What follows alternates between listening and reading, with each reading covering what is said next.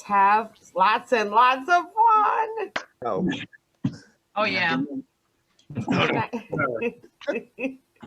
Liz, I wish I could read you. You are just like so straight. You better laugh your ass off, bitch, as you're fucking dying. Okay. That's a note. That's a note from the director. I want to hear gurgles. Gurgle, gurgle, gurgle. Okay. Well, I die in this one also, so we'll see. A lot of us die. We'll see what the setup is. Shall we begin? Yes. Tonight we are reading "'Tis Pity She's a Whore" by John Ford, playing Friar Bonaventura. Well, Tom. Thomas Gruber. Playing a cardinal.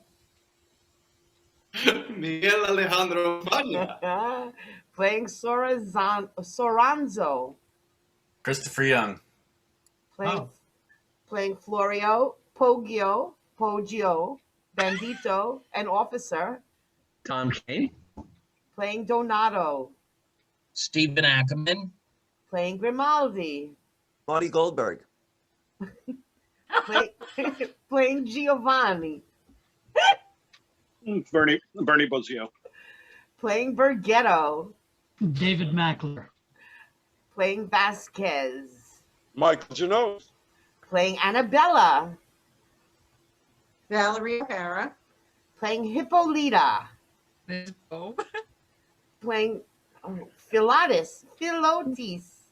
Mira Singer. Playing Putana. Ashley Wolf. Yeah. Act 1, Scene 1. Enter Friar and Giovanni. Dispute no more than this. For no, young man, there are no school points. Nice philosophy may tolerate likely arguments, but heaven admits no jest. Wits that presume on wit too much by striving how to prove there was no God with foolish grounds of art discovered first the nearest way to hell and fill the world with devilish atheism. Such questions youth are fond. Far better 'tis to bless the sun than reason why it shines. Yet he thou talkst of is above the sun. No more, I may not hear it. Sorry, I need a moment. My I have unclasped my burdened soul, empty the storehouse of my thoughts and heart, make myself poor of secrets, have not left another word untold, which has not spoke all what I ever durst, or think, or know. And yet is here the comfort I shall have? Must I do what all men else do? Love? Yes, you may love, fair son. Must I not? Praise. Must I not praise? Keep going. You have more lines. Mine's not touching too. Beauty which, if framed anew, the gods would make a god of, if they had it there and kneel to it, as I do kneel to them. Why, foolish madman. Shall a peevish sound, a customary form from man to man, of brother and of sister, be a bar twixt my perpetual happiness and me? Say that we had one father, say one womb, curse to my joys, gave both us life and birth. Are we not therefore each to other bound so much the more by nature, by the links of blood, of reason? Nay, if you will have it, even a religion, to be evermore one soul, one flesh, one love, one heart, one all? Have done, unhappy youth, for thou art lost. Shall that, for that I am her brother born, my joys be ever banished from bed? No, in your eyes I see the change of pity and compassion from your age, as from the sacred oracle distills the life of counsel. But tell me, holy man, what cure shall be eased in this extremes? Repentance, son, and sorrow for sin, for thou hast moved a majesty above with thy unranged, almost blasphemy. Oh, do not speak of that, dear confessor. Art thou my son, that miracle of wit, who once within these 3 months wert esteemed a wonder of thine age throughout Bononia? How did the university applaud thy government behavior, learning, speech, sweetness, and all that could make up a man? I was proud of my tutelage and chose rather to leave my books than part with thee. I did so, but the fruits of all my hopes are lost in thee as thou art in thyself. Oh, Giovanni, hast thou left the schools of knowledge to converse with lust and death? For death waits on thy lust. Look through the world, and thou shalt see 1,000 faces shine more glorious than this idol thou adorest. Leave her, and take thy choice. Is much less sin, though in such games as those, they lose that win. It were more easy to stop the ocean from floats and ebbs than to dissuade my vows. I have done, and in thy wilful flames already see thy ruin. Heaven is just, yet hear my counsel. The voice of life. Hie to thy father's house, there lock thee fast alone within thy chamber, and fall down on both thy knees and grovel on the ground. Cry to thy heart, wash every word thou utterest in tears, and if it be possible of blood. Beg heaven to cleanse the leprosy of lust that rots thy soul. Acknowledge what thou art, a wretch, a worm, nothing. Weep, sigh, pray 3 times a day and 3 times every night. For 7 days' space do this. Then, if thou find'st no change in thy desires, return to me. I'll think on remedy. Pray for thyself at home whilst I pray for thee. Away, my blessing with thee. We have need to pray. All this I'll do to free me from the rod of vengeance, else I'll swear my fate's my God. Exeunt. Scene 2. Enter Grimaldi and Vasques with their swords drawn. Come, sir, standing to your tackle. If you praise or not, you run quickly. Thou art no equal match for me. Indeed, I never went to wars to bring home news, nor I cannot play the mountebank for a meal's meat and swear I got my wounds in the field. See you these gray hairs? They'll not flinch for a bloody nose. Wilt thou to this gear? Why, slave, thinkest thou I'll balance my reputation with a cast? Suit! Call thy master, he shall know that I dare. Ah, scold like a cock queen. That's your profession. Thou poor shadow of a soldier. I will make thee know my master keeps servants, thy betters in quality and performance. Hast thou to fight or prate? Neither with thee. I am a Roman and a gentleman, one that have got mine honor with expense of blood. Give me a moment, I'm lost here. Page 9 in the PDF. Yeah. You are a lying coward and a fool. Fight, or by these hilts I'll kill thee. Brave my lord, you'll fight. Oh, provoke me not, for if thou dost, Have to you. They fight. Grimaldi is worsted. Enter Florio, Donado, and Soranzo from opposite sides. What mean these sudden broils so near my doors? Have you not other place but my house? To vent the spleen of your disorders' bloods? Must I be haunted still with such unrest as not to eat or sleep in peace at home? Is this your love, Grimaldi? Fie, 'tis not. And Vasques, I may tell thee 'tis not well to broach these quarrels. You are ever forward in seconding contentions. Enter Annabella and Putana. What's the ground? That, with your patience, signors, I'll resolve. This gentleman, who fame reports a soldier, for else I know not, rivals me in love to Signor Florio's daughter, to whose ears he still prefers his suit to my disgrace. Thinking that way to recommend himself is to disparage me his report, but no, Grimaldi, though maybe thou art my equal in blood, yet this praise a list thy mind, which, wert thou noble, thou wouldst such disdain as I do thee for this unworthiness. And on this ground I will my servant to correct his tongue, holding a man so base no match for me.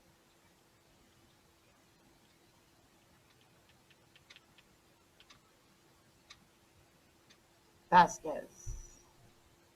Lost. Page 10. 10. Okay. And had not your sudden coming prevented us? I have let my gentleman blood under the gills. I should have wormed you, sir, for running mad.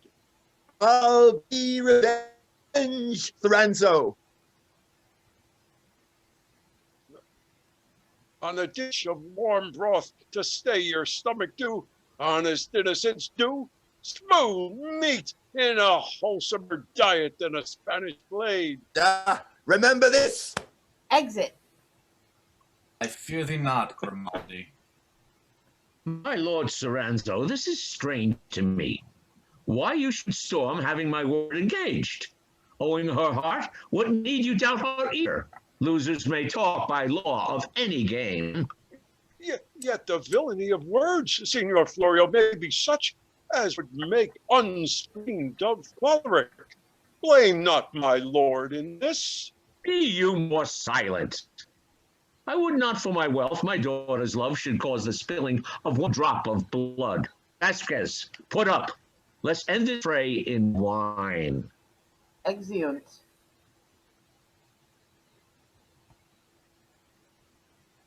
How like you this, child? Here's threatening, challenging, quarreling, and fighting on every side, and all is for your sake.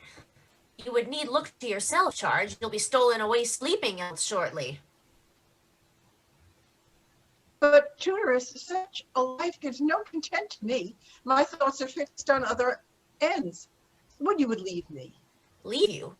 No marvel else. Leave me, no leaving, Charge. This is love outright. Indeed, I blame you not. You have choice fit for the best lady in Italy.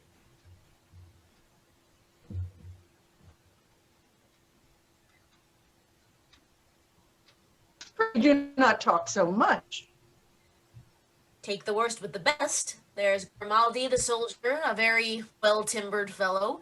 They say he's a Roman, nephew to Duke Montferrato. They say he did good service in the wars against the Milanese, but faith, Charge, I do not like him.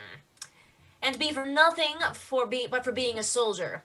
Not one amongst 20 of your skirmishing captains, but have some privy maim or other that mars their standing upright. I like him the worse. He crinkles so much in the hams, though he might serve if there were no more men, yet he is not the man I would choose. Fie, how thou prates. I am a very woman. I like Signor Soranzo well. He is wise, and what is more, rich, and what is more than that, kind, and what is more than all this, a nobleman. Such a one, were I the fair Annabella myself, I would wish and pray for. Then he is bountiful. Besides, he is handsome, and by my troth I think wholesome, and that's news in a gallant of 3 and 20. Liberal that I know, loving that you know, and a man sure else he never could have purchased such a good name with Hippolita, the lusty widow, in her husband's lifetime. And were but for that report, sweetheart, would he were thine. Commend a man for his qualities, but take a husband as he is a plain, sufficient, naked man. Such a one is for your bed, and such a one is Signor Soranzo, my life for it. Huh? Sure, the woman took her morning's draught too soon. Enter Bergetto and Poggio. But look, sweetheart, look what thing comes now. Here's another of your ciphers to fill up the number. Oh, brave old ape in a silken coat. Observe. Didst thou think, Poggio, that I would spoil my new clothes and leave my dinner to fight? Oh, no, sir, I did not take you for so arrant a baby. I am wiser than so. For I hope, Poggio, thou never heardst of an elder brother that was a coxcomb. Didst, Poggio? Never indeed, sir. As long as they had either land or money left them to inherit. Is it possible, Poggio? How monstrous! Why, I'll undertake with a handful of silver to buy a headful of wit at any time. But, sirrah, I have another purchase in hand. I shall have the wench, mine uncle says. I will but wash my face and shift socks, and then have at her in faith. Mark my pace, Poggio. Passes over the stage. Sir, I have seen an ass and a mule trot the Spanish pavane with better grace. I know often.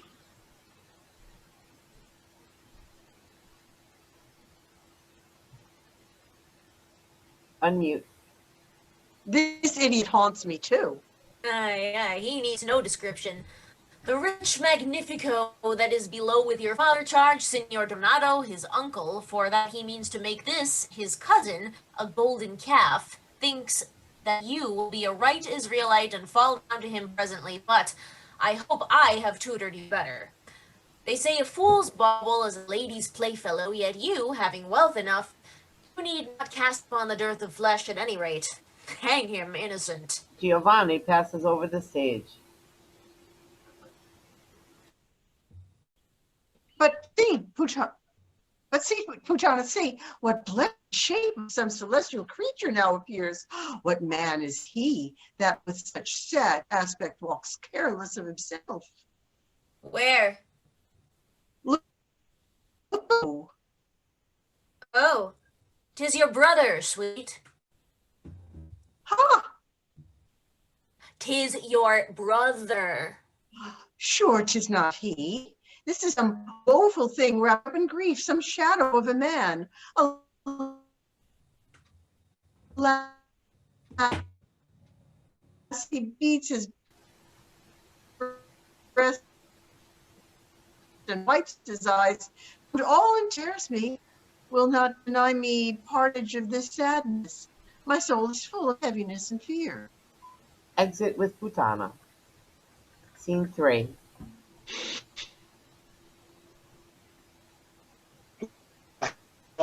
My fate's doomed. Hello?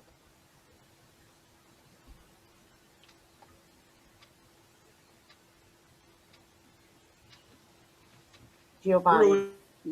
What shutter and Kane. Can you hear me? Hello? I don't see you, and I barely hear you. You're cutting out. Okay. Well, now let me change I hear you. my access point. Can you hear me? Yes. Yeah. Okay. Lost, I am lost. My fates have doomed my death. The more I strive, I love. The more I love, the less I hope. I see my ruin certain. What judgment or endeavors could apply to my incurable and restless wounds? I thoroughly have examined, but in vain. Oh, that it were not in religion sin to make our love a god and worship it. I have even wearied.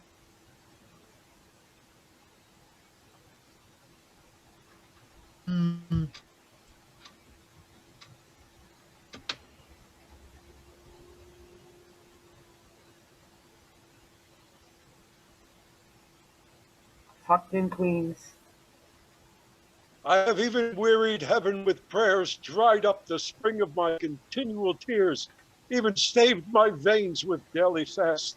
With wit or art, good counsel, I have practiced, but alas, I find all these but dreams and old men's tales to fight unsteady youth. I am still the same, or I must speak or burst. 'Tis not I know my lust, but 'tis my fate that leads me on. Keep clear and low faint-hearted shame with slaves. I'll tell her that I love her, though my heart were rated at the price of that attempt. Oh, me, she comes. Enter Annabella and Butana.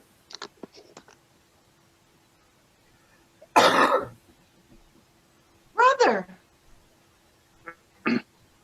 Yes. If such a thing as courage dwell in men, ye heavenly powers now double all that virtue in my tongue. why, brother, will you not speak? Yes, how do you, sister? However I am, methinks you are not well. Bless us. Why are you so sad, sir? Let me and you leave us a while, Putana. Sister, I would be private with you. Withdraw, Putana. I will. If this were any other company for her, I should think my absence in office of some credit, but I will leave them together. Exit. Come, lend your hand. Let's walk together. I hope you need not blush to walk with me. Here's none but you and I. How's this? No, in faith, I mean no harm. Harm? No, good faith. How is it with thee?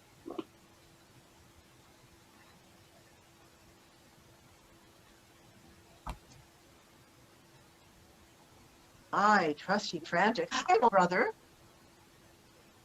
Trust me, but I am sick. I fear so sick, 'twill cost my life. Mercy forbid it. It is not so, I hope. I think you love me, sister. Yes, you know I do. I know it. Indeed, you are very fair. Nay, then I see you have a... As it proves, the poet's fane, I read that Juno, for her forehead, did exceed all other goddesses. But I durst swear your forehead exceeds hers, as hers did theirs. Betrothed, this is pretty.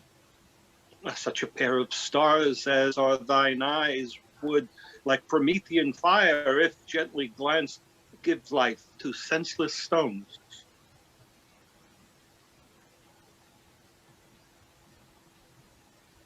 Fie upon you.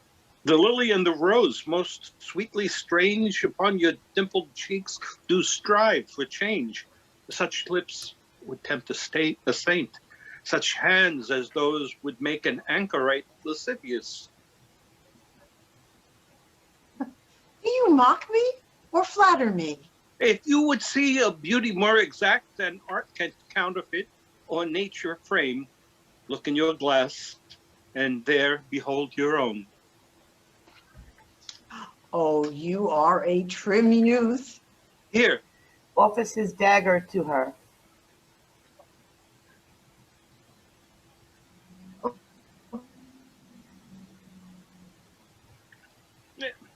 And here's my breast, strike home. Rip up my bosom. There thou shalt behold a heart in which is writ the truth I speak. Why stand you? Are you earnest? Yes, most earnest. You cannot love?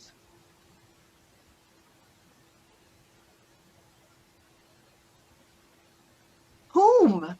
Me, my tortured soul hath felt affliction in the heat of death. Oh, Annabella, I am quite undone. The love of thee, my sister, and the view of thy immortal beauty have untuned all harmony both of my breast and life. Why do you not strike?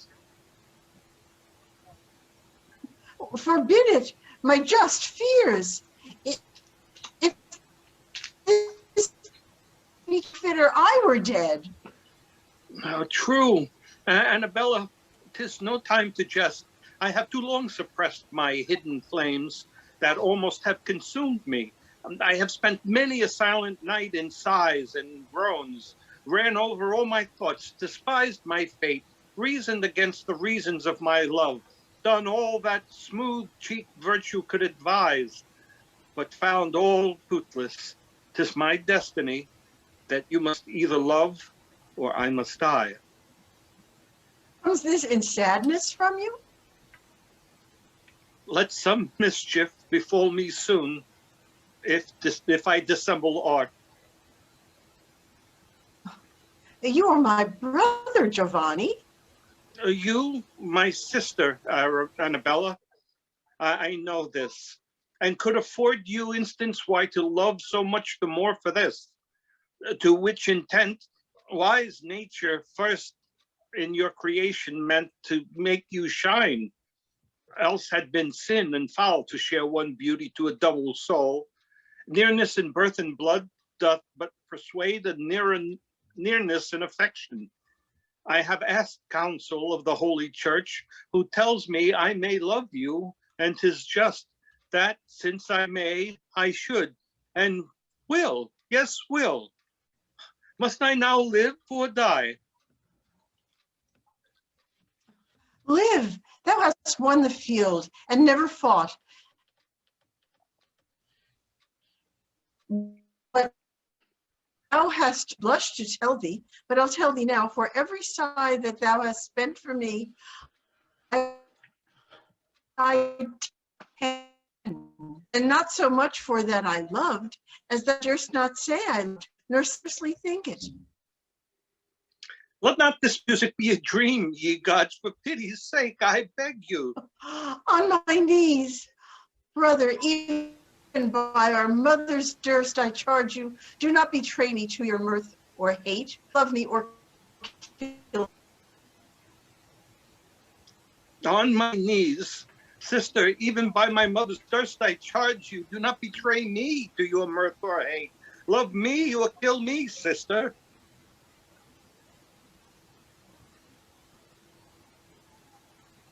You mean In good troth I do, and so do you, I hope. Say I'm in earnest. I'll swear I. And I, by this kiss. He kisses her. Once more, yet once more, and now let's rise. By this, I would not change this minute for Elysium. What must we do now? What you will. Come then, after so many tears as we have wept, let's learn to court in smiles, to kiss and sleep. Exeunt. Scene 4. Enter Florio and Donado. Signor Donado, you have said enough. I understand you. But would have you know, I will not force my daughter against her will. You see, I have but two, a son and her. And he is so devoted to his book, as I must tell you true, I doubt his health. Should he miscarry, all my hopes rely upon my girl. As for worldly fortune, I thank my stars, blessed with enough. My care is how to match her to her liking. I wouldn't have her marry well, but love. And if you like your nephew, let him save her. Here's all that I can say. Sir, you say well, like a true father. And for my part, I, if the young folks can like, twixt you and me, will promise to assure my nephew presently 8,000 florins yearly during life. And after I am dead, my whole estate. 'Tis a fair proffer, sir. Meantime, your nephew shall have free passage to commence his suit. If he can thrive, he shall have my consent. So for this time, I'll leave you, senor. Exit. Well, here's hope yet if my nephew would have wit. But he is such another dunce, I fear he'll never win the wench. When I was young, I could have done it. In faith, and so shall he, if he will learn of me. And in good time, he comes himself. Enter Bergetto and Poggio. How now, Bergetto? Whither away so fast? Oh, Uncle, I've heard the strangest news that ever came out of the mint. Have I not, Poggio? Yes, indeed, sir. What news, Bergetto? Why, looky, uncle. My barber told me just now that there is a fellow come to town who undertakes to make a mill go without the mortal help of any water or wind, only with sandbags. And this fellow hath a strange horse, a most excellent beast. I'll assure you, uncle, my barber says, whose head, to the wonder of all Christian people, stands just behind where his tail is. Is it not true, Poggio? So the barber swore, forsooth. And you are running thither? Aye, forsooth, uncle. Wilt thou be a fool still? Come, sir, you shall not go. You have more mind of a puppet play than on the business I told you. Why, thou great baby, wilt never have wit? Wilt make thyself a May game to all the world? Oh, answer for yourself, master. Why, uncle, should I sit at home still and not go abroad to see fashions like other gallants? To see hobby horses. What wise talk, I pray, had you with Annabella when you were at Signor Florio's house? Oh, the wench! Same, uncle. I tickled her with a rare speech that I made her almost burst her belly with laughing. Nay, I think so. And what speech was it? What did I say, Poggio? Oh, forsooth, my master said that he loved her almost as well as he loved Parmesan, and swore, I'll be sworn for him, that she wanted but such a nose as was his was, to be as pretty a young woman as any was in Parma. Oh, gross. Oh, nay, uncle. Then she asked me whether my father had more children than myself, and I said, no, 'twere better he should have had his brains knocked out first. This is intolerable. Then, said she, will Signor Donado, your uncle, leave you all his wealth? Ah, that was good. Did she hop upon that string? Did she hop upon that string? Aye, that she did. I answered, leave me all his wealth?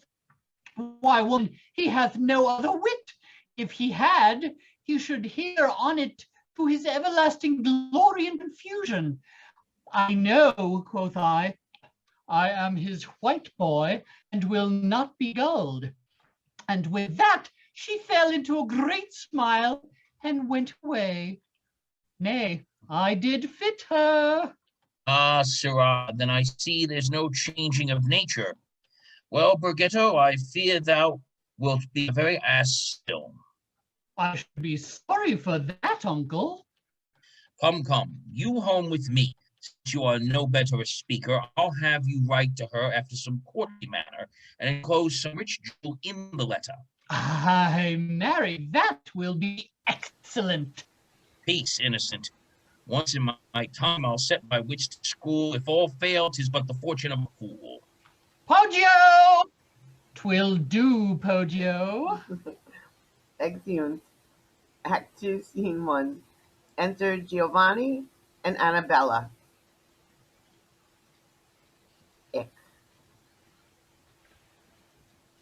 Come, Annabella, no more sister now, but love, a name more gracious.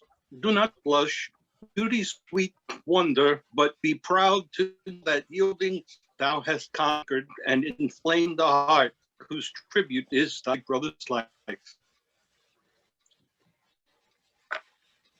And mine is his. Oh, how these stolen contents could print a modest crimson on my cheeks.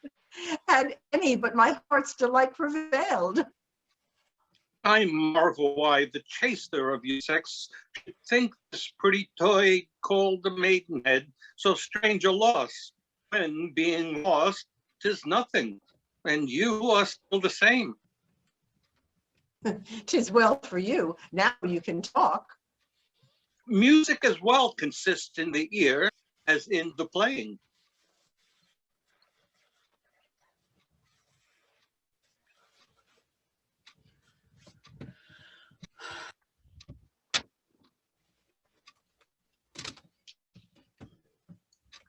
Thou wilt chide me then, Kiss me so. Thus hung Jove on Leda's neck and sucked divine ambrosia from her lips.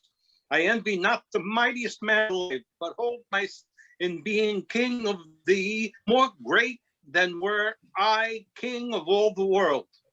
But I shall lose you, sweetheart. But you shall not.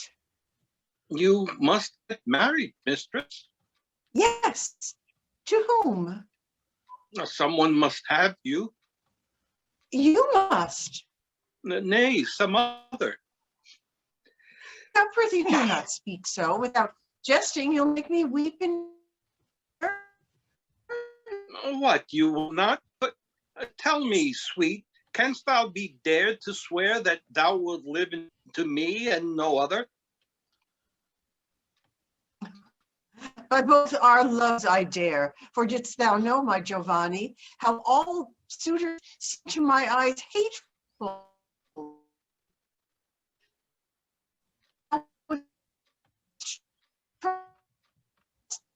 Me then. Enough, I take thy word, sweet, we must part. Remember what thou vowest, keep well my heart. Will you be gone? I must.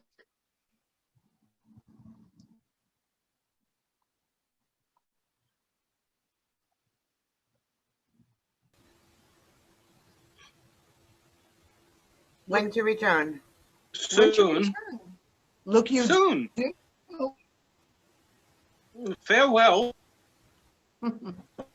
Exit. Go where thou wilt, in mind I'll keep thee here. And where thou art, I know I shall be there. A guardian. Enter Putana. Child? How is child? Well, thank heaven, huh?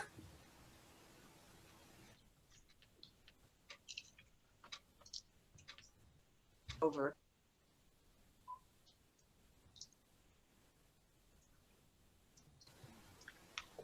Okay. O guardian, what a paradise of joy have I passed over. Nay, what paradise of joy have you passed under? Why, now I commend thee charge. Fear nothing, sweetheart. What though he be your brother's a man, I hope, and I say still, if a young wench feel fit upon her, let her take anybody, father or brother, all is one. I would not have it known for all the world. Nor I indeed, for the speech of the people, else 'twere nothing. Daughter Annabella! Oh me, my father. Here, sir, reach my work. What are you doing? So, let him come now.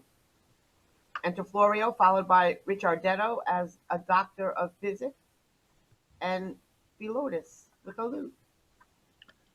So hard at work that well you lose no time. Continue. Yes, Valerie, please. Look, I have brought you company. Here's one, a learned doctor, lately come from Padua, much skilled in physic. And for that I see you have of late been sickly, I entreated this reverend man to visit you sometime.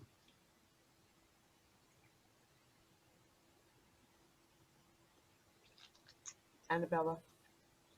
I'm not sure, where are we at this point? I'm sorry, page 28. You are very welcome, sir. Oh, I see. You're very welcome, sir.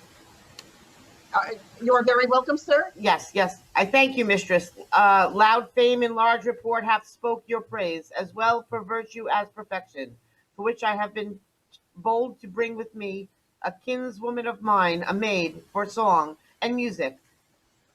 One perhaps will give content. Please you to know her. They are parts I love, and she for them most welcome. Thank you, lady. Sir, now you know my house, pray make not strange. And if you find my daughter need your art, I'll be your paymaster. Sir, what I am, she shall command. You shall bind me to you. Daughter, I must have conference with you about some matters that concern us both. Good master doctor, please you but walk in, we'll crave a little of your cousin's cunning. I think my girl hath not quite forgot to touch an instrument. She could have done it, we'll hear them both. I'll wait upon you, sir. Exeunt. Scene 2. Enter Soranzo with a book. Love's measure is extreme. The comfort, pain, the life, unrest, and the reward, esteem. What's here? Look at o'er again. 'Tis so writes the smooth, the sententious poet in his rhyme. But Sanazar, liest. For had thy bosom felt such oppression as it laid on mine, thou would have kissed the rod that made thee.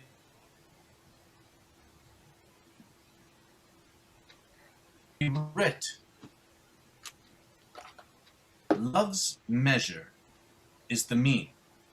Sweet his annoys, his pleasure's life, and his reward all joys.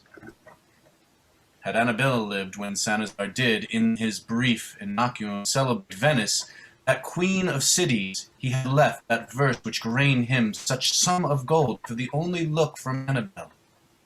Had writ of her, that her diviner cheeks, oh, how my thoughts are. Pray, forbear in rules of civility. Let me give notice on it. I shall be taxed of my neglect of duty and service. What rude intrusion interrupts my peace? I be nowhere private. Troth, you are wrong, your modesty. What is the matter, Vasques? Who is it? Enter Hippolita and Vasques. 'Tis I. Do you know me now? Look, perjured man, on her whom thou and thy distracted lust have wronged. Thy sensual rage of blood hath made my youth a scorn to men and angels. And shall I be now affoiled by unsated change? Thou knowest, false wanton, when my modest fame stood free from stain or scandal, all the charms of hell or sorcery could not prevail against the honor of my chaster bosom. Thine eyes did plead in tears, thy tongue in oaths, such and so many that a heart of steel would have been wrought to pity, as was mine. And shall the conquest of my lawful bed, my husband's death, urged on by his disgrace, my lost womanhood, by ill rewarded with hatred and contempt? No, no, Soranzo, I have a spirit doth as much distaste the slavery of fearing thee as thou dost loathe the memory of what hath passed. Nay, dear Hippolita. Call me not dear, nor think with supple words to soothe the grossness of my abuses. 'Tis not your new mistress, your goodly madam merchant, shall triumph on my dejection. Tell her thus from me, my birth was nobler, and by much more free. You are too violent. You are too double in your dissimulation. Seest thou this habit, these black mourning weeds of care? This thou art cause of this, and hast divorced my husband from his life, and me from him, and made me widow in my widowhood. Will you yet hear? And, more of thy perjuries? Thy soul is drowned too deeply in those sins. Thou needest not add to the number. Then I'll leave you. You are past all rules of sense. And thou of grace. Fie, mistress. You are not near the limits of reason. If my lord had a resolution as noble as virtue itself, you take the course of an aged old. Sir, I beseech you, do not perplex her. Griefs, alas, will have a vent. I dare undertake, Madam Hippolita will now freely hear you. Talk to a woman frantic. Are all these fruits of her love? They are the fruits of thy untruth, false man. Didst thou not swear, while yet my husband lived, that thou wouldst wish no happiness on earth more than to call me wife? Didst thou not vow, when he should die, to marry me, for which the devil in my blood and thy protest caused me to counsel him to undertake a voyage to Lagorn, for that we heard his brother there was dead, and left a daughter young and unfriended, whom, with much ado, I wished him to bring hither. He did so, and went, and as thou knowest, died on the way. Unhappy man to buy his death so dear. With my advice, yet thou, for whom I did it, forgetst thy vows, and leadest me to my shame. Who could help this? Who perjured, man? Thou couldst, if thou hast faith or love. You are deceived. The vows I made, if you remember well, were wicked and unlawful. 'Twere more in sin to keep them than to break them. As for me, I cannot mask my penitence. Think thou how much thou hast digressed from honest shame, in bringing of a gentleman to death, who was thy husband. Such a one is he, so noble in his quality, condition, learning, behavior, entertainment, love, as part not show a braver man. You do not well. This was not your promise. I care not. Let her know her monstrous life. Ere I'll be servile to so black a sin, I'll be a curse. Woman, come here no more. Learn to repent and die, for by my honor, I hate thee and thy lust. You have too foul. Exit. This part has been scurvily played. How foolishly this beast contemns his fate, and shuns the use of that which I more spurn than I once loved, his love. But let him go. My vengeance shall give him comfort to his woe. Mistress, Madam Hippolyta, pray, a word or two. What, with me, sir? With you, if you please. What is it? I know you are infinitely moved now, and you think you have cause. Some, I confess, you have, but sure not so much as you imagine. Indeed. Oh, you were miserably bitter, which you followed even at the last syllable. Faith, you were somewhat too shrewd. By my life, you could not have put my lord in a worse time since I first knew him. Tomorrow, you shall find him a new man. Well, I shall wait his leisure. This is not a hearty patience. It comes sourly from you. Troth, let me persuade you for once. I have it, and it shall be so. Thanks, opportunity. Persuade me to what? Visit him in some milder temper. Oh, if you could but master a little your female spleen, how might you win him? He will never love me. Vasques, thou hast been a too trusty servant to such a master, and I believe thy reward in the end will fall out like mine. So perhaps two? Resolve thyself it will. Had I one so true, so truly honest, so secret to my counsels, as thou hast been to him and his, I should think it a slight acquaintance, not only to make him master of all I have, but even of myself. Oh, you are a noble gentlewoman. Wilt thou feed always upon hopes? Well, I know thou art wise, and seest the reward of an old servant daily. What is it? Beggary and neglect. True. But Vasques, wert thou mine, and wouldst be private to me and my designs, I here protest myself, and all what I can else call mine should be at thy dispose. Work you that way, old mole? Then I have the wind of you. But I were not worthy of it by any desert that could lie within my compass, if I could. What then? I should then hope to live in these my old years with rest and security. Give me thy hand. Now promised but thy silence, and help to bring to pass a plot I have, and here in sight of heaven, that being done. Hold on, I'm lost. She's got them more. Oh, I'm sorry.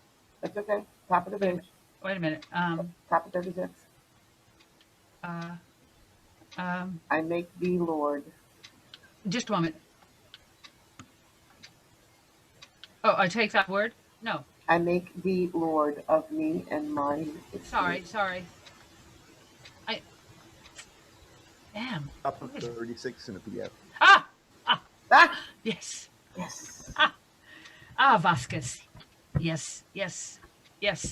I make thee Lord of me and mine estate. Oh, come, you are merry. This is such a happiness that I can neither think nor believe. Promise thy secrecy, and 'tis confirmed. Oh, then here I call our good Janove for witnesses. Whatsoever your designs or against whomsoever, I will not only be a special actor therein, but never disclose till it be effected. I take thy word, and with that, thee for mine. Come then. Let's more confer on this anon. On this delicious bane my thought shall banquet. Revenge shall sweeten what my griefs have tasted. Exit with Vasquez. Scene 3. Enter Richardetto and Philotis. Anybody want to be Richardetto? Jump right in. No. I'll read it. Okay. I'll read it. Thou seest, my lovely niece, these strange mishaps, how all my fortunes turn to my disgrace, wherein I am but as a looker on, whilst others act my shame, and I am silent. But uncle, wherein can this borrowed shape give you content? I'll tell thee, gentle niece, thy wanton aunt in her lascivious riots lives now secure, thinks I am surely dead in my late journey to Ligorn for you. As I have caused it to be rumored out, now would I see with what an impudence she gives scope to her loose adultery, and how the common voice allows thereof. Thus far I have prevailed. Alas, I fear you mean some... All be not troubled, your ignorance shall plead for you in all, but to our business. What? You learned for certain how Signor Florio means to give his daughter in marriage to Soranzo? Yes, for certain. But how find you young our Annabella's love inclined to him? For all I could perceive, she neither fancies... There's mystery in that, which time must show. She used you kindly. Yes. And craved your company. Often. 'Tis well, it goes as I could wish. I am the doctor now, and as for you, none of you. If all fail not, we shall. Who comes here? I know him. 'Tis Grimaldi, a Roman and a soldier, allied unto the Duke of Monferrato, one attending on the nuncio of the Pope that now resides in Parma, by which means he hopes to get the love of Annabella. Enter Grimaldi. Save you, sir. And you, sir. I have heard of your approved skill, which through the city is freely talked of, and would crave your aid. For what, sir? Marry, sir, for this, but I would speak in private. Leave us, cousin. Philotis retires. I love fair Annabella, and we know whether in arts there may not be receipts to move affection. Perhaps there may, but these will nothing profit you. Not me. Unless I be mistook, you are a man greatly in favor with the Cardinal. What of that? In duty to his grace, I will be bold to tell you, if you seek to marry Florio's daughter, you must first remove a bar twixt you and her. Who is that? Soranzo is the man that hath her heart, and while he lives, be sure you cannot speak. Ooh, Soranzo. Ooh, what, mine enemy? Oh, is it he? Is he your enemy? Oh, the man I hate worse than confusion. I will tell him straight. Nay, then take my advice, even for his grace's sake, the Cardinal. I'll find the time when he and she do meet, of which I'll give you notice. And to be sure he shall not escape you, I'll provide a poison to dip your rapier's point in. If he had as many heads as Hydra had, he dies. But shall I trust thee, doctor? As yourself, thou not in aught. Exit Grimaldi. Thus shall the fates decree, by me Soranzo falls, that ruined me. Ooh. Exeunt. Scene 4. Enter Donado with a letter, Bergetto, and Poggio. Well, sir, I must be content to be both your secretary and your messenger myself. I cannot tell what this letter may work, but as sure as I am alive, if thou come once to talk with her, I fear thou will mar whatsoever I make. You make, uncle? Why, am I not big enough to carry my own letter, I pray? I carry a fool's head of thy own. Why, thou dunce, wouldst thou write a letter and carry it thyself? Yes, that I would, and read it to her with mine own mouth. For you must think, if she will not believe me myself when she hears me speak, she will not believe another's handwriting. Oh, you think I am a blockhead, uncle? No, sir. Poggio knows I have indited a letter myself, so I have. Yes, truly, sir, I have it in my pocket. A sweet one, no doubt. Pray, let's see it. I cannot read my own hand very well. Poggio, read it, Poggio. Begin. Most dainty and honey sweet mistress, I could call you fair, and lie as fast any that loves you. But my uncle being the elder man, I leave it to him, as more fit for his age and the color of his beard. I am wise enough to tell you I can board where I see the occasion. Or, if you like my uncle's wit better than mine, you shall marry me. If you like mine better than his, I will marry you, in spite of your teeth. So, commending my best parts to you, I rest yours upwards and downwards, or you may choose Bergetto. Aha! Here's stuff, uncle. Here's stuff indeed to shame us all. Pray, whose advice did you take in this learned letter? None upon my word but mine own. And mine, uncle, believe it, nobody's else. 'Twas mine own brain. I thank a good wit for it. Get you home, sir, and look you keep within doors till I return. How? Oh, that were a jest indeed. I scorn it in faith. What? You do not? Judge me, but I do now. Indeed, sir, 'tis very unhealthy. Well, sir, if I hear of any of your apish running to motions and fopperies till I come back, you were as good not. Look to it. Exit. Poggio, shall I steal to see this horse with the head in its tail? Aye, but you must take heed of whipping. Oh, don't take me for a child, Poggio. Come, honest Poggio. Exeunt. Scene 5. Enter Friar and Giovanni. Start the video. Oh, hold. Keep hitting stop, nothing happens, says it can't.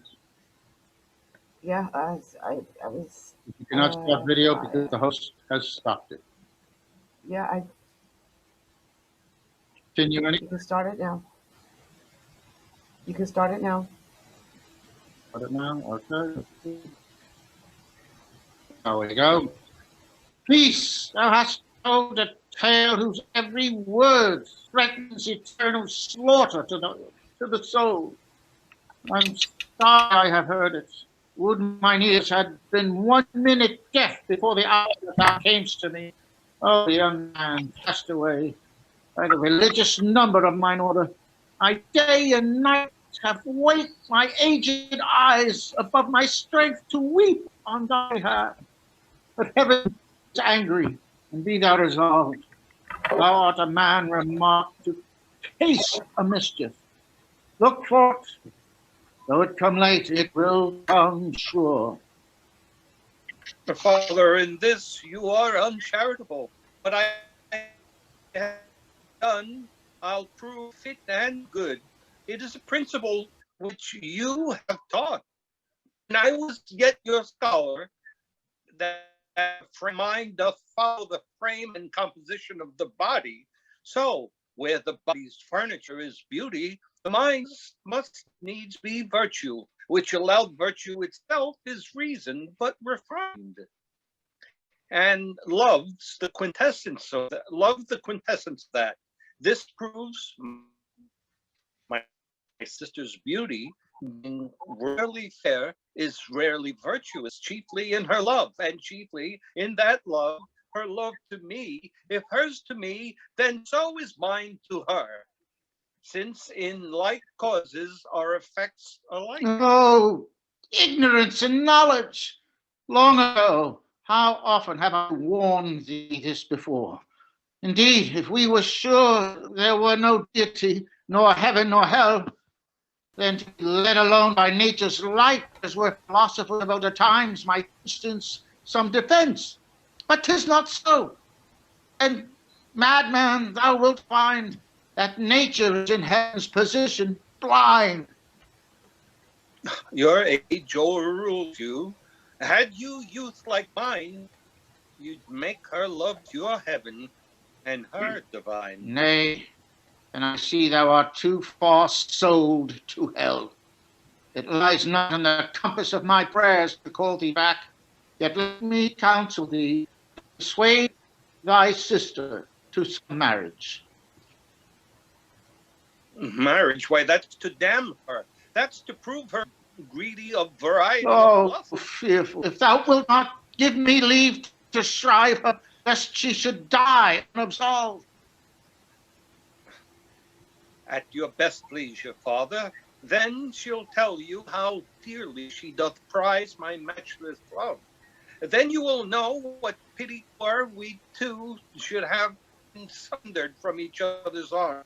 View well her face, and in that little round you may observe a world's variety. For color, lips; for sweet perfumes, her breath; for jewels, eyes; for threads of purest gold, hair; for delicious choice of flowers, cheeks. Wonder in every portion of their own. Hear her but speak, and you will swear the spheres make music to the citizens in heaven. But, father, what is else for pleasure framed, lest I offend your ears, shall be named. The more I hear, I pity thee the more. That one so excellent should give those parts all to a second death. What I can do is but to pray, and yet I could advise thee, wouldst thou be ruled? In what? Why, leave her yet. The throne of mercy is above your trespass, yet time is left you both. To embrace each other, else let all of them be struck quite out of number. She is like me, and I, like her, resolved. No more. I'll visit her. This grieves me most. Things being thus, a pair of souls are lost. Exeunt. Scene 6. Enter Florio, Donado, Annabella, and Putana. Where is Giovanni?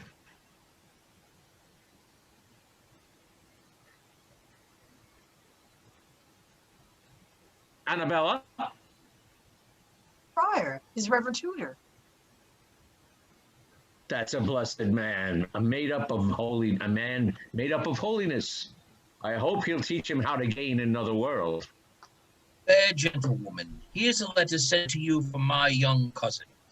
I dare swear he loves you in his soul. Could hear sometimes what I see daily, sighs and tears as if his breast were prison to his heart. Receive it, Annabella.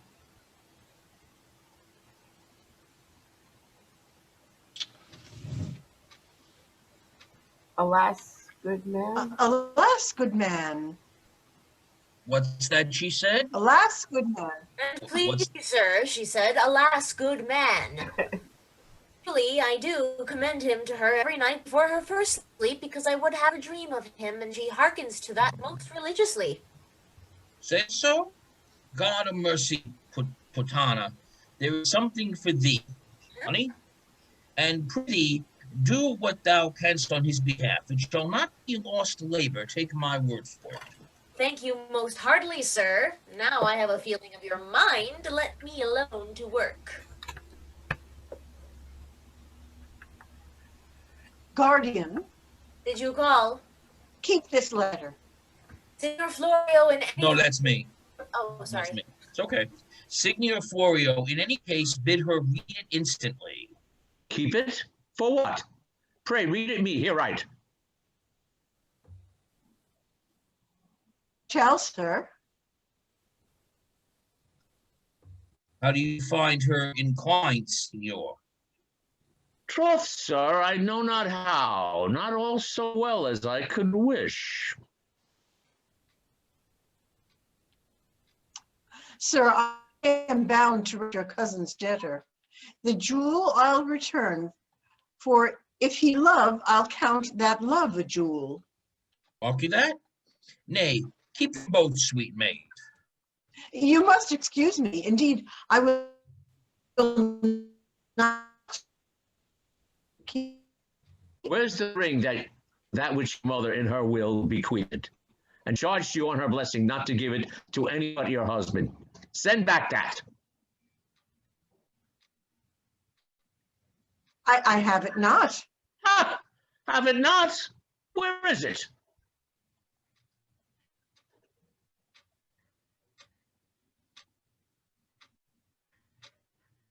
My brother in the morning took it from me.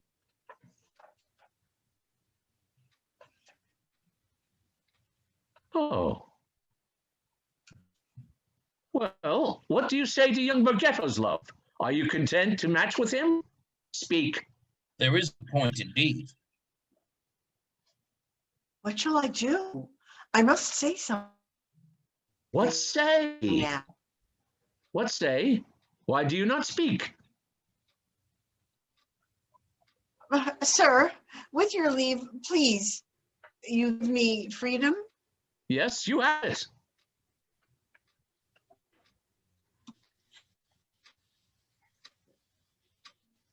Yes, Signor Donado, if your nephew, sir, if you love him, as I know you do, find one more worthy of his choice than me. In short, I'm sure I shall not be his wife. Why, here's plain dealing. I commend thee for it. and all the worst I wish thee is heaven bless thee. Your father yet and I will still be friends, shall we not, Signor Florio? Yes, why not? Look, here your cousin comes. Enter Bergetto and Poggio. Oh, coxcomb, what doth he make here? Where is my uncle, sirs? What is the news now? Save you, uncle, save you. You must not think I come for nothing, masters. And how is it? What? You have read my letter? Ah, there I tickled you in faith. But twere better you had tickled her in another place. Sirrah, sweetheart, I'll tell thee a good jest and riddle what it is. You say you'll tell me. As I was walking just now in the street, I met a swaggering fellow who would needs take the wall of me, and because he did thrust me, I very valiantly called him rogue. He hereupon bade me draw. I told him I had more wit than so, but when he saw that I would not, he did so maul me with the hilt of his rapier that my head stung whilst my feet capered in the kennel. Was ever the like as seen? And what did you all this while? Laugh at him for a gull, till I saw the blood run about mine ears, and then I could not choose but find in my heart to cry, till a fellow with a broad beard, they say he is new, they say he is a new-come doctor, called me into his house, gave me a plaster. Look, here it is. And sir, there was a young wench washed my face and hands most excellently. In faith, I shall love her as long as I live, for it did she not, Poggio? Yes, and kissed him too. Oh, I laugh now. You think I tell a lie, uncle, I warrant. Would he that beat thy blood out of thy head had beaten some wit into it? For I fear thou wilt never have any. Oh, uncle, but there was a wench would have done a man's heart good to have looked on her. By this light she had a face, methinks, worth 20 of you, Mistress Annabella. Was ever such a fool born? I am glad she liked you, sir. Are you so? By my troth, I thank you forsooth. Sure, it was the doctor's niece. that was last day with us here. 'Twas she. How do you know that, Simplicity? Why does he not say so? If I should have said no, I should have given him the lie, uncle, and so have deserved a dry beating again. I'll none of that. A very modest, well-behaved young maid, as I have seen. Is she indeed? Indeed she is, if I have any judgment. Well, sir, now you are free. You need not care for sending letters now. You are dismissed. Your mistress here will none of you. No, why, what care I for that? I can have wenches enough in Parma for half a crown apiece. Oh. Can I not, Poggio? Oh, I'll warrant you, sir. Signor Florio, I thank you for your free recourse you gave for my admittance, and you fair maid, that jewel I will give you against your marriage. Come, will you go, sir? Hi, Harry. Will I? Mistress, farewell, mistress. I'll come again tomorrow. Farewell, mistress. Thanks to you, Donado, Bergetto, and Poggio. Enter Giovanni. Son, where have you been? Alone? Alone still? I would not have it so. You must forsake this overbookish humor. Well, your sister hath shook the fool off. 'Twas no match for her. 'Twas not indeed. I mean it's nothing less. Soranzo is the man I like. Or I should say Soranzo, not Soranzo, is the man I like. Look on him, Annabella. Come, 'tis supper time, and it grows late. Exit. Whose jewel's that? Some sweethearts. Oh, I think. A lusty youth, Signor Donado, gave it to me to wear against my match. But you shall not wear it. Send it back again. What? You just...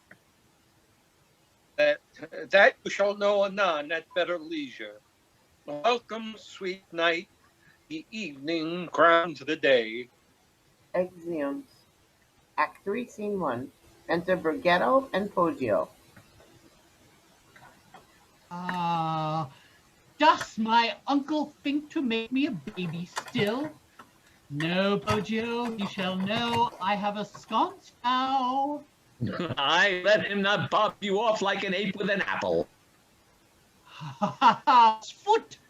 I will have the wench, if he were 10 uncles, in despite of his nose, Poggio. Hold him to the grindstone, and give not a jot of ground. She hath in a manner promised you already. True, Poggio, and her uncle the doctor swore I should marry her. Oh, he swore, I remember. And I will have her, that's more. You did see the cod piece she gave me, and the box of marmalade. Very well. And kissed you, that my chops watered at the sight on it. Oof, there is no way to clap up a marriage and hug a mugger. I will do it. For I tell thee, Poggio, I begin to grow valiant, methinks, and my courage begins to rise. Should you be afraid, your uncle? Hang him, old doting rascal. No, I say I will have her. Oh, lose no time then. I will beget a race of wise men and constables that shall cart whores at their own charges, and break the Duke's peace ere I have done myself. Come away. Exeunt. Scene 2. Enter Florio, Giovanni, Soranzo, Annabella, Putana, and Vasques. My lord Soranzo, though I must confess the proffers that are made me have been great in marriage of my daughter. Yet the hope of your still rising honors has prevailed above all other jointures. Here she is. She knows my mind. Speak for yourself to her. And here you, daughter, you use him nobly. For any private speech, I'll give you time. Come, son, and you the rest, let them alone. Agree they as they may. Thank you, sir. Sister, be not poor woman. Think on me. Vasques, My lord? attend without me.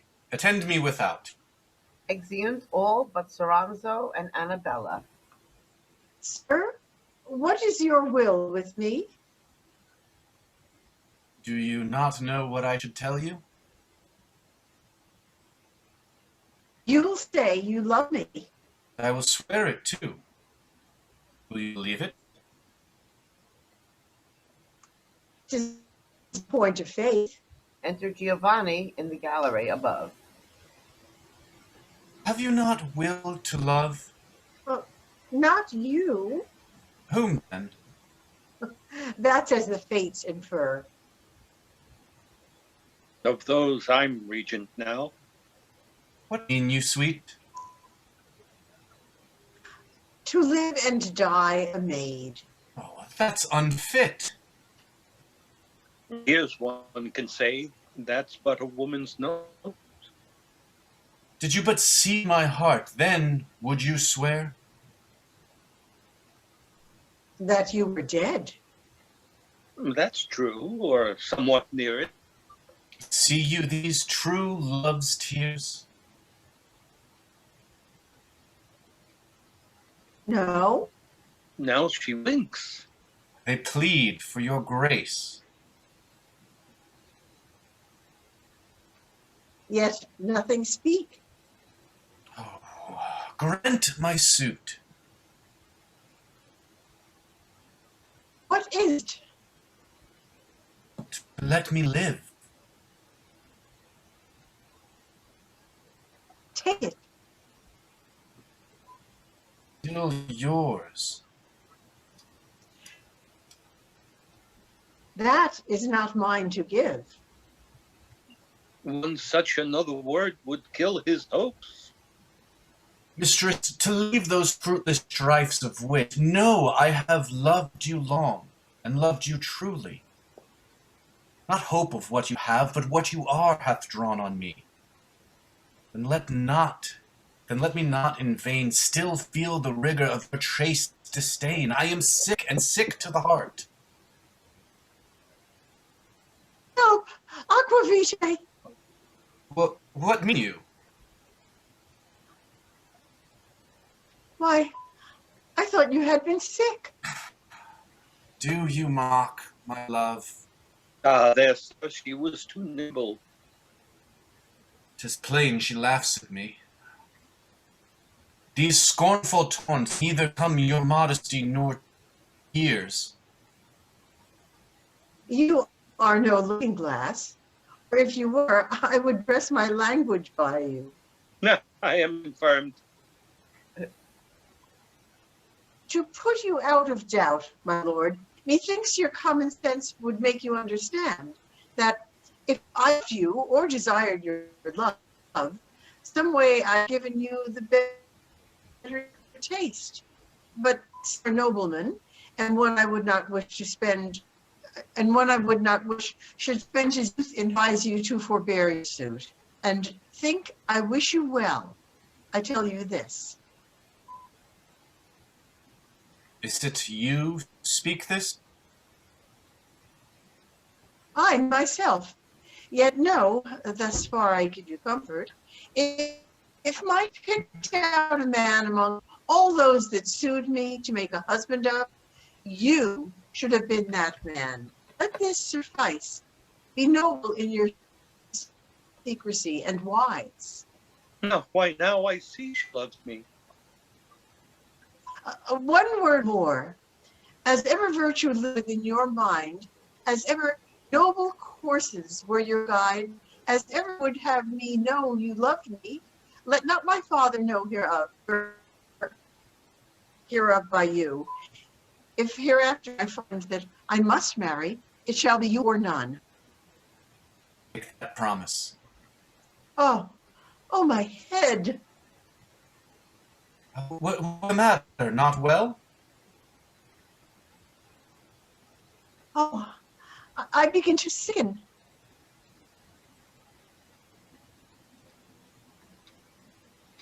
Giovanni. No, heaven forbid. Exit from above. Help! Help! Within there, ho! Enter Florio, Giovanni, and Putana. Look to your daughter, Signor Florio. Hold up! She swoons! Sister, how do you? Oh, sick, brother. Are you there? Convey her to bed instantly whilst I send for a physician. Quickly, I say! Alas, poor child. Exeunt Goldberg, Soranzo. Re-enter Vasques.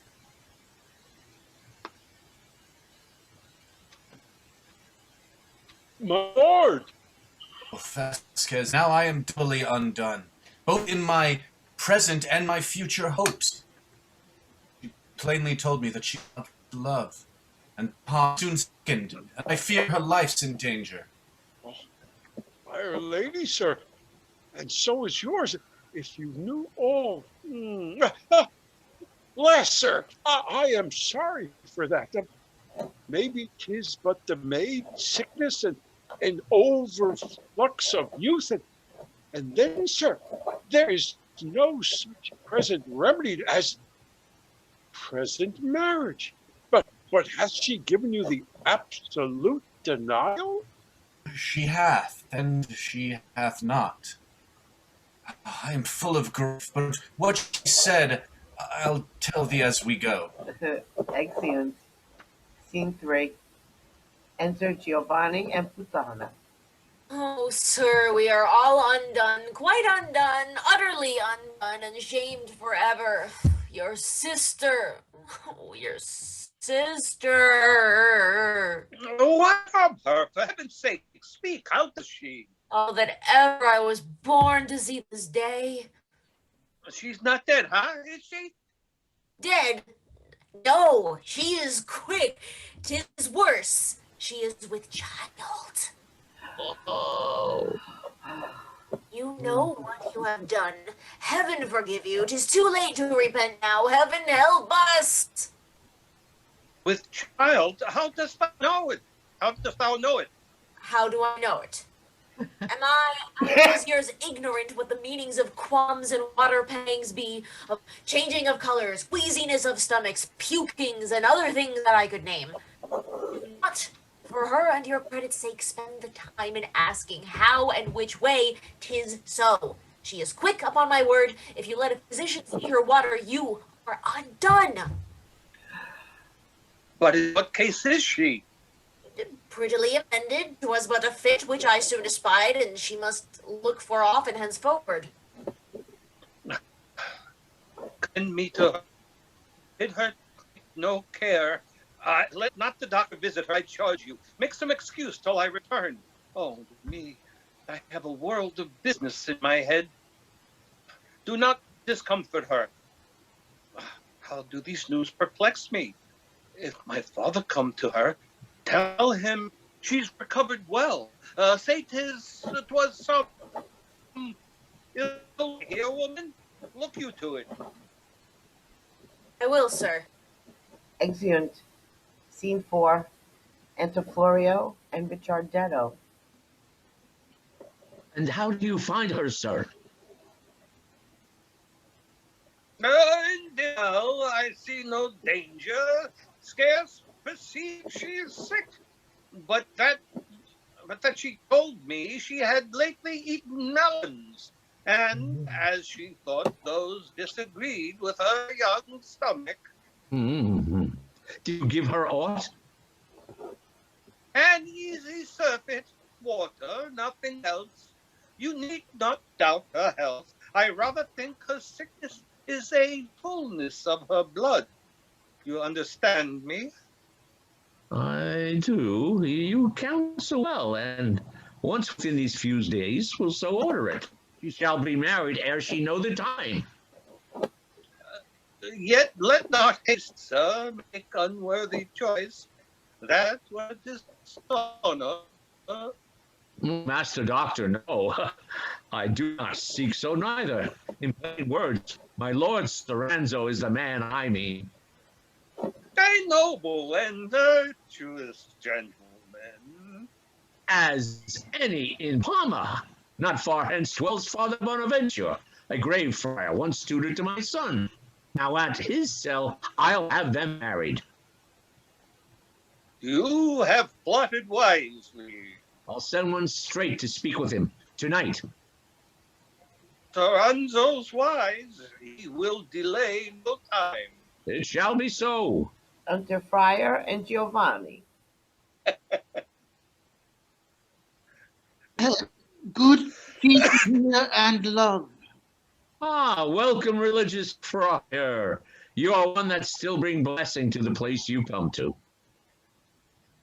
Sir, with what speed I could, I did my best to draw this holy man forth from his cell to visit my sick sister, that his words of ghostly comfort in this time of need might absolve her whether she live or die. That's well done, Giovanni. Thou herein have showed a Christian's care, a brother's love. Come, Father, I'll conduct you to her chamber, and one thing I entreat you.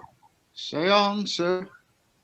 I have a father's dear impression and wish, before I fall into my grave, that I might see her married as is fit. A word from you, grave man, will win her more than all our best persuasions. Sir, all this I'll say, that heaven may prosper her. Exeunt. Scene 5. Enter Grimaldi. Now, If the doctor keeps word, Soranzo, 20-1 you miss your bride. I know 'tis an unnoble act, and not becomes a soldier's valor.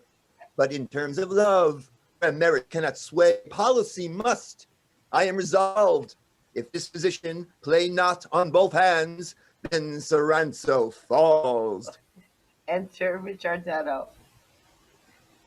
You are come as I could wish this very night. Soranzo, 'tis ordained, must be affied to Annabella, and for aught I know, married. How?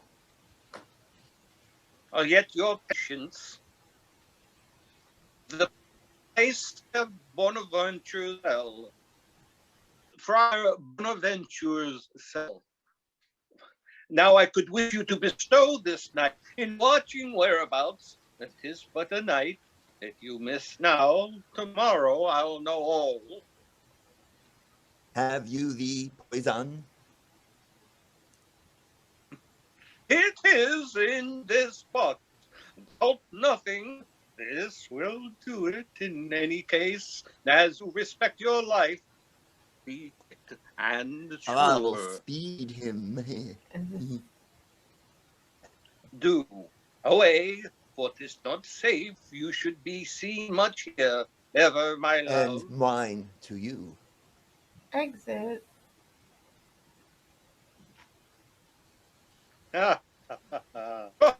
If this hit, I'll laugh and hug revenge. And they that now dream of a wedding feast may chance to mourn the lusty bridegroom's ruin. But to my other business, niece Philotis. Uncle. My lovely niece, you have bethought Yes, you. and as you counseled, fashioned my heart to love him. But he swears he will tonight be married, for he fears his uncle else, if he should know the drift, will hinder all, and call his cause to drift. Tonight? Ah, why, best of all. But let me see. Aha, yes, so it shall be. In disguise, we'll early on to the friars. I thought on it. Uncle, he comes. Enter Bergetto and Poggio. Welcome, my worthy cuz. Lass, pretty lass, combustion lass. Aha, Poggio. There's hope of this yet. You shall have time enough. Withdraw a little. We must confer at large. Have you not sweetmeats or dainty devices for me? You shall have enough, sweetheart. Sweetheart! Mark that, Poggio. By my troth, I cannot choose but kiss thee once more for that word. Sweetheart. Poggio, I have a monstrous thrilling about my stomach, whatsoever the matter may be. You shall have physic for it, sir. Time runs apace. Time's a blockhead. Be ruled. When we have done what's fit to do, then you may kiss your fill, and better too. Exeunt. Scene 6. Annabella's chamber. A table with wax lights. Annabella at confession before the friar. She weeps and wrings her hands. I am glad to see his penance, for believe me, you have unwrecked a soul so foul and guilty, as I must tell you true. I marvel how the earth hath borne you up. But weep, weep on. These tears may do you good. Weep faster yet, whilst I do read a lecture. Wretched creature. Aye, you are wretched, miserably wretched, almost condemned alive. There is a place, list, daughter, in a black and hollow vault, where day is never seen.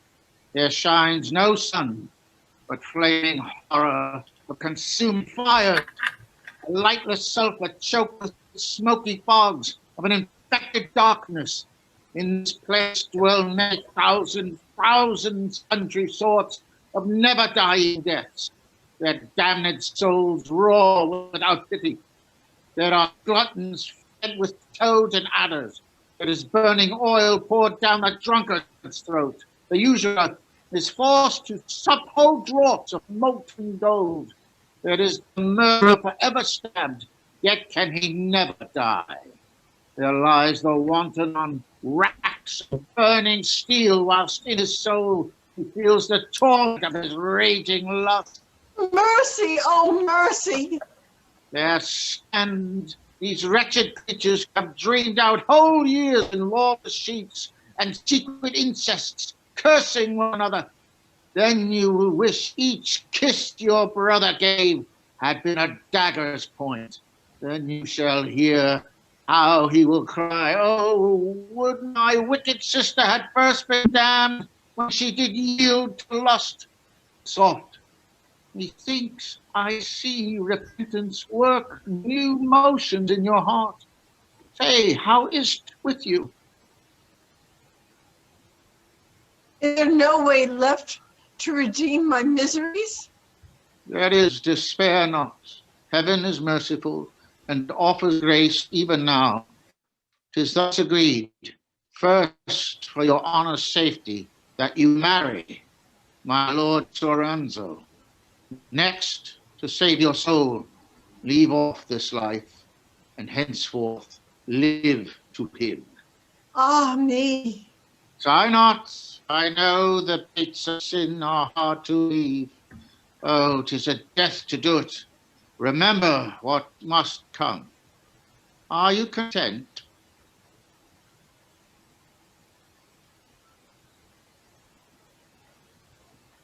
I am. I like it well. We'll take the time. Who's near us there? Enter Florio and Giovanni. Did you call, Father? Is Lord Soranzo come? He stays below. Have you acquainted him at full? I have, and he is overjoyed. And so are we. Bid him come near. Oh, my sister weeping. Ah, I fear this is falsehood. I will call him. Exit. Daughter, are you resolved?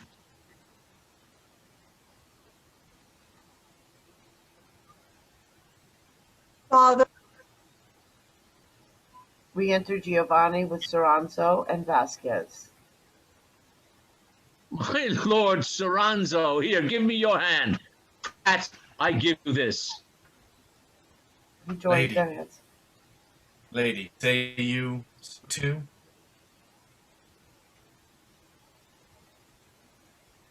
To live with you and yours. Tightly resolved. My blessing rests on both. More to be done. You may perform it on the morning sun. Exeunt. Scene 7. Enter Grimaldi with his rapier drawn and a dark lantern.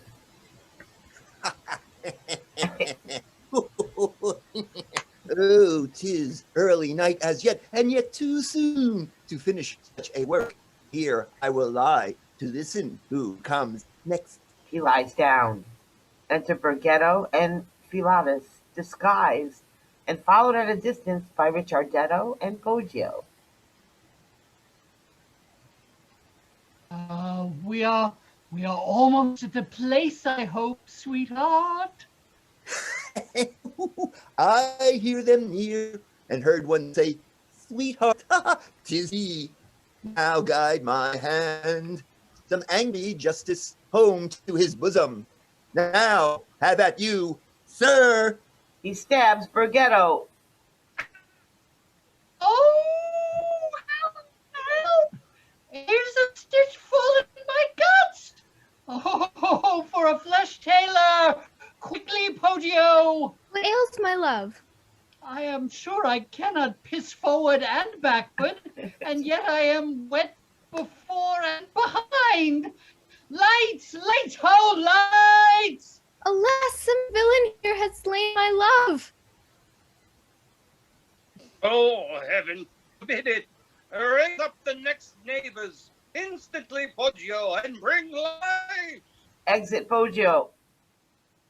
How is it, Bergetto? Slain? It cannot be. Are you sure you are hurt? Oh, my belly seems like a porridge pot. Some cold water, I shall boil over else. My whole body is in a sweat that you may wring my shirt. Feel here why, Poggio? We enter Poggio with officers and lights. Here, alas! How do you? Give me a light! What's here? All blood, oh sirs! Signor Donado's nephew now is slain. Follow the murderer with all haste to the city. He cannot be far hence. Follow, I beseech you. Follow, follow, follow! Exeunt. Follow. Tear off thy linen cause to stop his wounds. Be of comfort, good man. Is all this mine own blood? Nay then, good night with me. Poggio, commend me to my uncle dost hear. Bid him, for my sake, make much of this wench. Oh, I am going the wrong way, sure, my belly aches so. Farewell, Poggio, oh.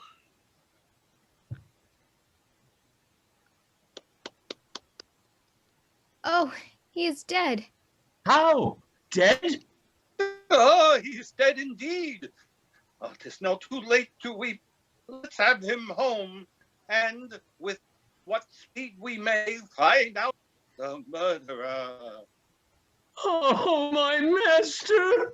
My master! My master! Exeunt. Scene 8. Enter Vasques and Hippolita. Betrothed? I saw it. And when's the marriage day? Some 2 days hence. 2 days? Why, man, I would but wish 2 hours to send him to his last and lasting sleep. And Vasques, thou shalt see I'll do it bravely. I do not doubt your wisdom, nor I trust you my secrecy. I am indefinitely, infinitively yours. I will be thine in spite of my grace. So soon? Oh, wicked man, I durst be sworn. He'd laugh to see me weep. And that's a villainous fault in him. No, let him laugh. I am armed, I resolve. Be thou still true? I shall get little by treachery against so hopeful a preferment as I am like to climb to.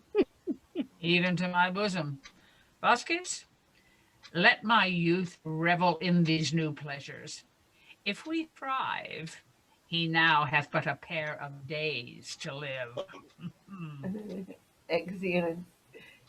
Scene 9. Enter Florio, Donado, Richardetto, Poggio, and officers. 'Tis bootless now to show yourself a child. Signor Donado, what is done is done. Spend not the time in tears, but seek for justice.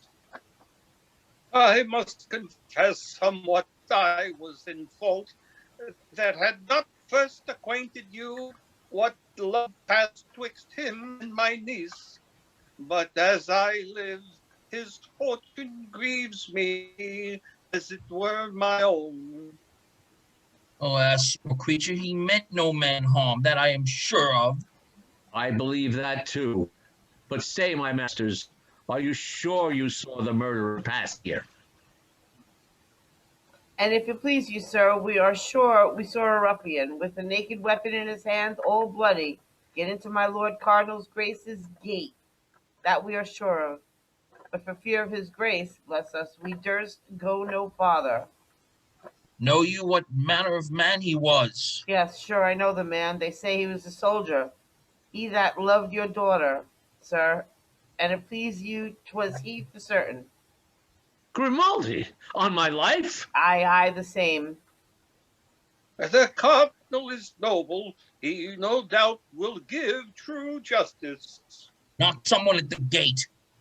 I'll knock, sir. What would ye? We require speech with the Lord Cardinal about some present business. Pray inform his grace that we are here. Enter Cardinal, followed by Grimaldi. Why, how now, friends? What saucy mates are you, that know nor duty nor civility? Are we a person fit to be your host? Or is our house become your common inn, to beat our doors at pleasure? What such haste is yours? Is that it cannot wait to fit times? Are you the masters of this commonwealth, and know no more discretion? Oh, your news is here before you. You have lost a nephew, Donado, last night by Grimaldi slain. Is that your business? Well, sir, we have knowledge on't. Let that suffice. In presence of your grace, in thought, I never meant Bergetto harm. But Florio, you can tell, with how much scorn Soranzo act with his confederates, hath often wronged me. I have to be revenged, for that I could not win him else to fight. I thought, by way of ambush, to have killed him, but was unluckily therein mistook.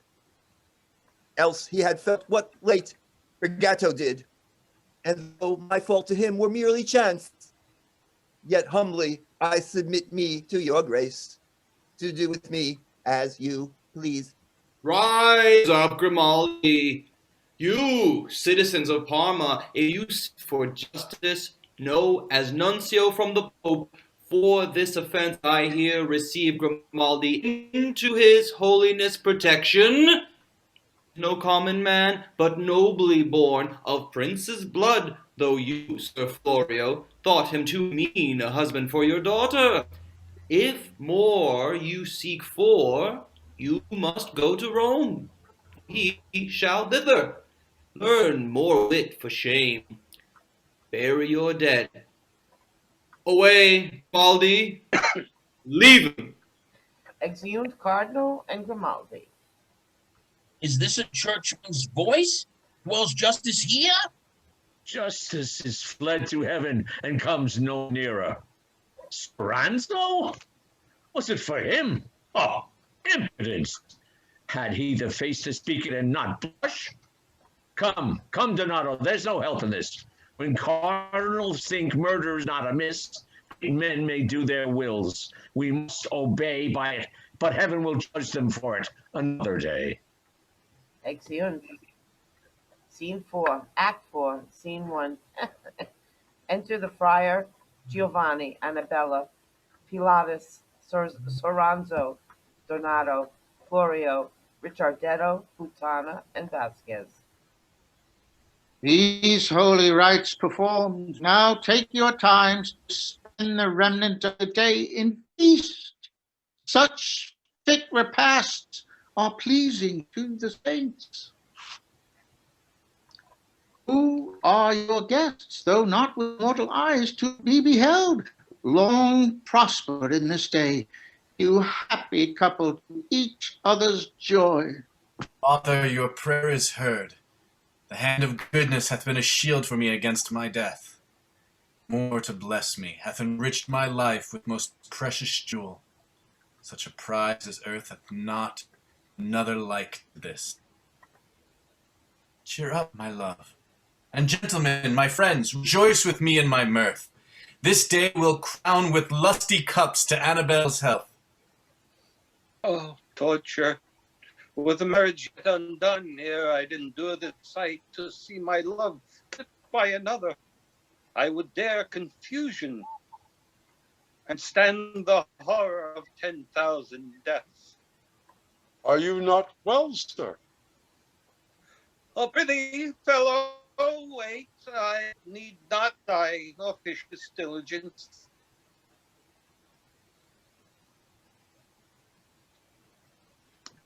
Signor Donado, come, you must forget. Oh, your late mishaps drown your cares in wine. Vasques, My lord! reach me that weighty bowl. Here, brother Giovanni, here's to you. Your turn comes next. Though now a bachelor, here's to your sister's happiness and mine. Oh, I cannot drink. What? 'Twill indeed offend me.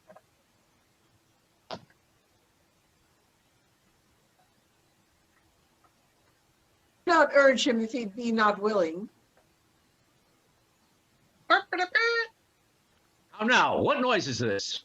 Oh, sir, I had forgot to tell you, certain young maidens of Parma, in honor of Madame Annabella's marriage, have sent their loves to her in a mask for which they humbly crave your patience and silence.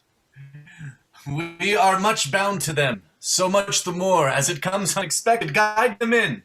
Enter Hippolita, followed by ladies in white robes with garlands of willows, all masked. Music and a dance. Oh, Liz. Thanks, lovely virgins. Might we but know to whom we have been beholden for this love? We shall acknowledge it. Yes, you shall know. What think you now? Lita. Hippolita! Tis she. Be not amazed nor blush, young lovely bride. I come not to defraud you of your man. 'Tis now no time to reckon up the talk, what Parma long hath rumored of us both. That rash report run on. The breath that vents it will the bubble break itself at last. But now to you, sweet creature, lend your hand.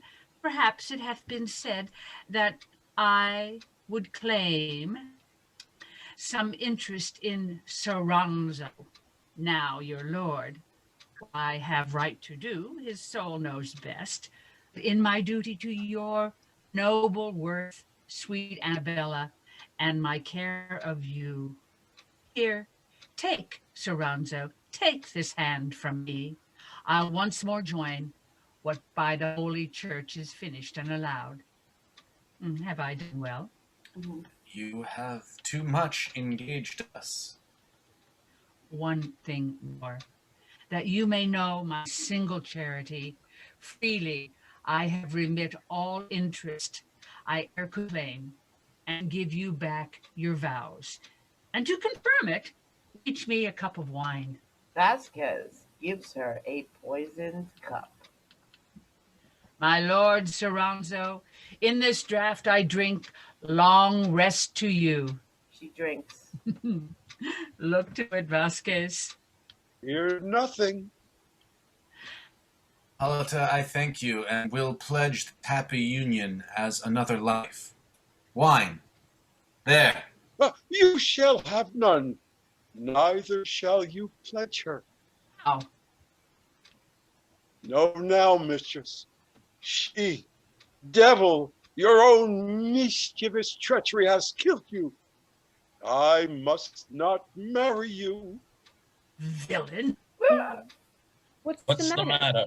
Ah, foolish woman, thou art now like a firebrand that hast kindled others and burnt thyself. Triple spira ignota, thy vain hope hath deceived thee. Thou art but dead. If thou hast any grace, pray. Monster. Die in charity for shame. This thing of malice, this woman hath privately corrupted me with promise of marriage. Under this politic reconciliation to poison my lord. I think she might laugh at his confession on his marriage day. I promised her fair, but I knew what my reward should have been and would willingly have spared her life.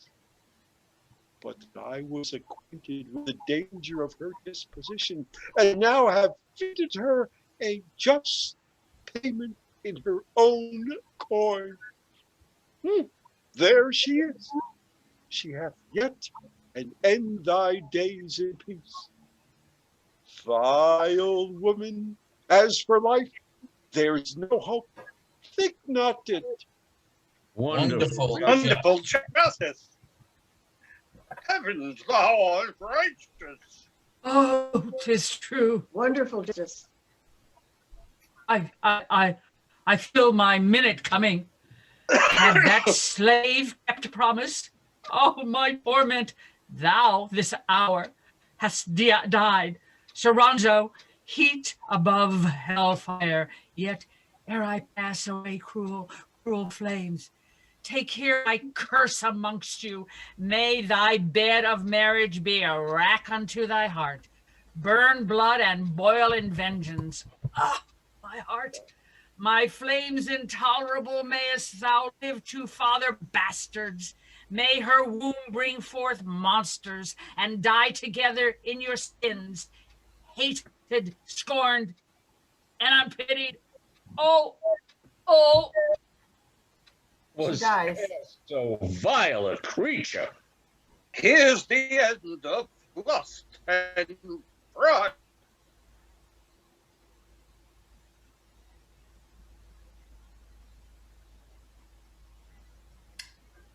Annabella. It is a fearful sight. Vasques, I know thee now, a trusty servant, and never will forget thee. Come, my love, we'll home, and thank the heavens for this escape. Father and friends, we must break up this mirth. It is too sad feast. Rinse the body. There's an ominous change. Mark this, Giovanni, and take heed. I fear the event, but marriage seldom's good, where the bride banquet so begins in blood. Exeunt. Scene 2. Enter Richardetto and Philotis. My wretched wife, more wretched in her shame than in her wrongs to me, hath paid too soon the forfeit of her modesty and life. And I am sure my niece, though vengeance hover, keeping aloof yet from Soranzo's fall, yet he will fall and sink with his own weight. I need not now, my heart persuades me so, to further this confusion. There is one above begins to work, or as I fear, debates already twixt his wife and him, thicken and run to head. She, as 'tis said, slightens his love, and he abandons hers. Much talk I hear, since things go thus, my niece, in tender love and pity of your youth. My counsel is that you should free your years from hazard of these woes, by flying hence to fair Cremona, there to vow your soul in holiness, a holy votaress. Leave me to see the end of these extremes. All human worldly courses are uneven. No life is blessed, but the way to heaven. Uncle, shall I resolve to be a nun? Aye, gentle niece, and in your hourly prayers, remember me, your poor unhappy uncle. Hie to Cremona now, as fortune leads, your home, your cloister, your best friends, your beads. Your chaste and single life shall crown your birth. Who dies a virgin, lives a saint on earth. Then farewell, world, and worldly thoughts adieu. Welcome, chaste vows, myself I yield to you. Right. Exeunt. Scene 3. Enter Soranzo, unbraced and dragging in Annabella. Come, strumpet, famous whore! Where every drop of blood that runs in thy adulterous vein alive, this sword does see it, should one blow confound them all. Harlot, rare, notable harlot, that with thy brazen face maintain thy sin. Was there no man in Parma to be bawd to your loose cunning whoredom, else but I? Must your hot itch and pleasury of lust, the heyday of your luxury, be fed up to surfeit, and could none but I be picked out to be but cloak to your closed tricks? Belly sport? Now must I be the dad to all the galmulfery that is stuffed in thy corrupted bastard bearing womb. Why must I? Oh, beastly man! Why? 'Tis thy fate.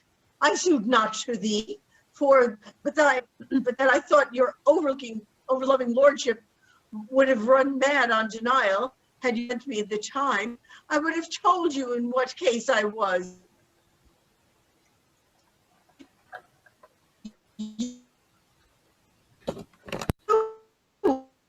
Whore of whores! Darest thou tell me this? Oh yes, why not? You were deceived in me. 'Twas not for love I chose you, but for honor. You be patient yet and hide your shame.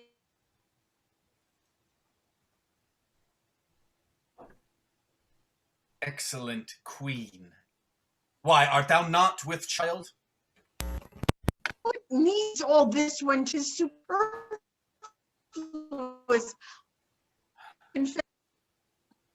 Tell me, by whom? Soft, 'twas not in my bargain. Yet somewhat, sir, I stay to your longing stomach and content to quit with you. The man,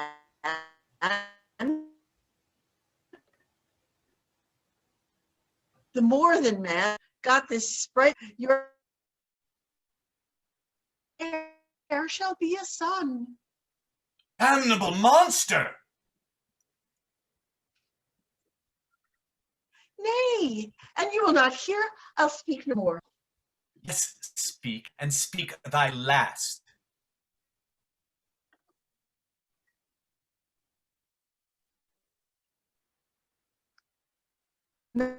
A match. This noble creature, what part says that was I, would have kneeled to him and have begged for love. You, why, you are not worthy to name his name without true worship, to hear another name him. What was he called? We are not come to that. This spice, the glory to father, what so brave a father got. In brief, had not this chance come out as it doth, you had been a creature, but for marriage I scarce dreamt that. Tell me his name. Alas, alas, that's all. Will you believe? What?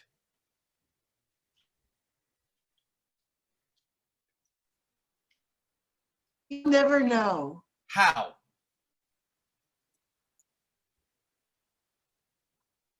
Never. If you do, let me be cursed.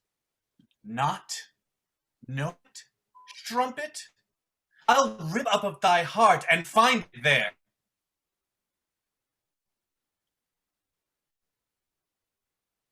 Do. With my teeth tear the prodigious lecher joint by joint. The man's merry. Dost thou laugh? Come, whore, tell me your lover, or by truth I'll hew thy flesh to shred. Whist! C'è morte più dolce per amore. Thus I will pull thy hair, and thus I'll drag thy lust-blepered body through the dust. Yet tell his name. Orrendo in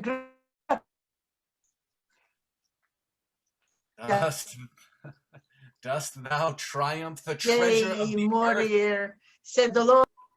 Treasure of the earth shall not redeem thee. Were there kneeling kings did beg for thy life, or angels did come down to plead in tears, yet should not all prevail against my rage. Dost not tremble?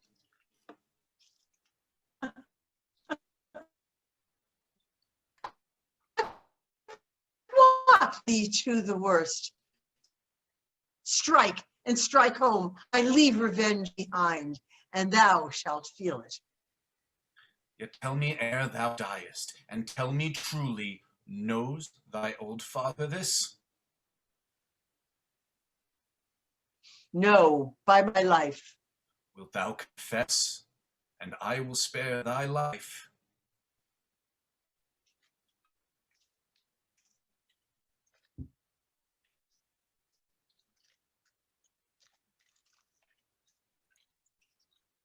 I will not slack my vengeance.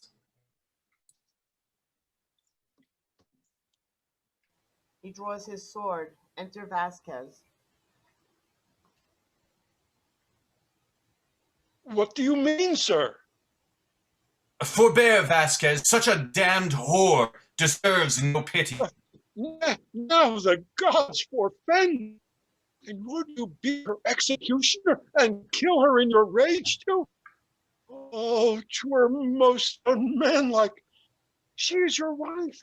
What faults have been done by her before she married you were not against you. Alas, poor lady, what hath she committed, which any lady in Italy in the like case would not?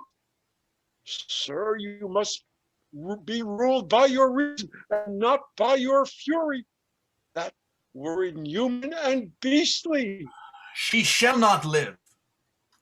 Come, she must.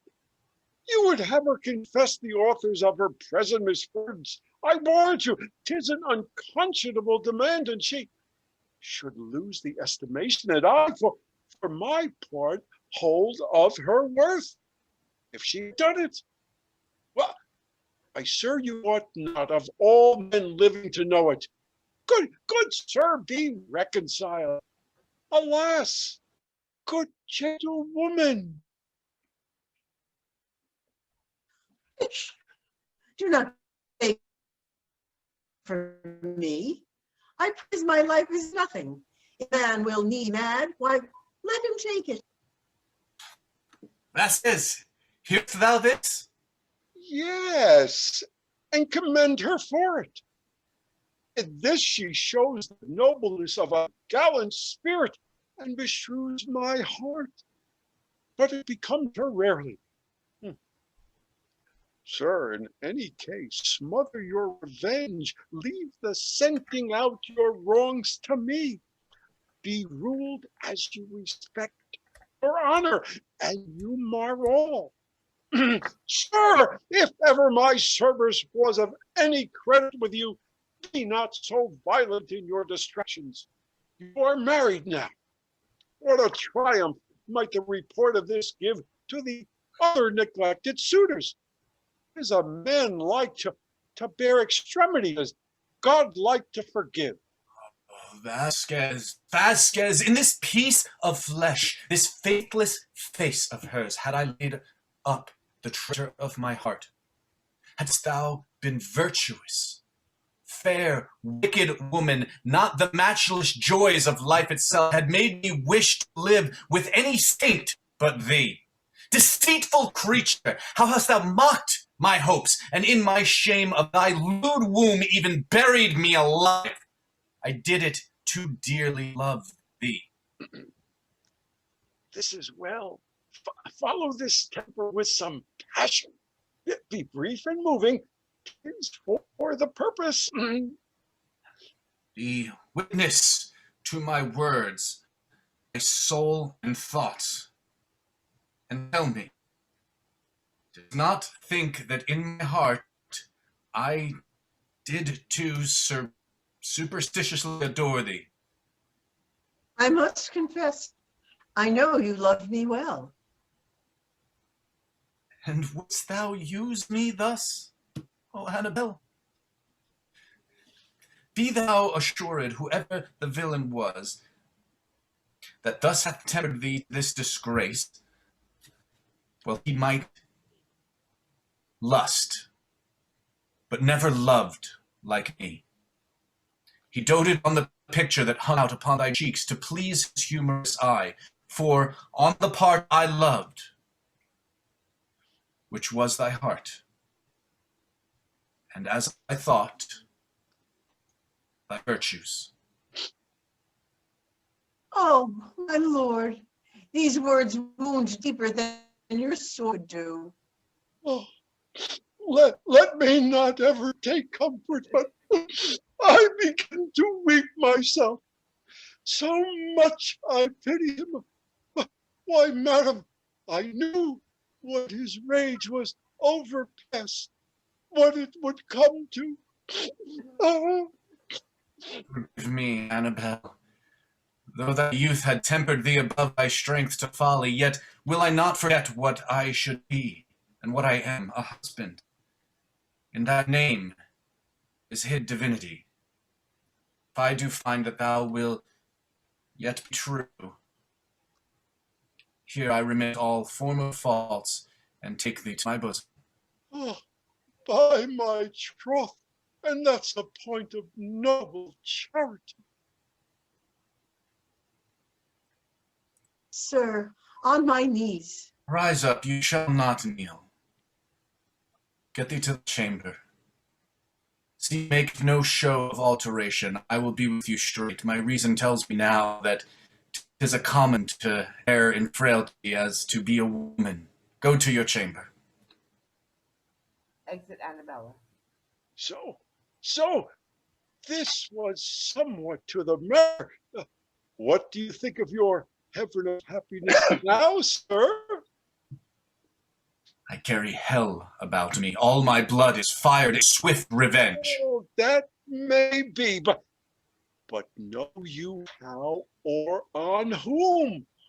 Alas, to marry a great woman, being made great in the stock of your hand is a usual sport in these days. But to know what ferret is, what that hunted your coney burrow, there is the cunning. I'll make her tell herself, or what? You must not do so. Let me yet persuade your sufferance a little while. Go to her, use her mildly, win her, if it be possible, to a voluntary, to a weeping tune. For the rest, if all hit, I will not miss my mark. Pray, sir, go in. The next news I tell you shall be wonders. delays in vengeance gives a heavier blow. Exit. Ah, sirrah, here's work for the nonce. I had a suspicion of a bad matter in my head a pretty while ago.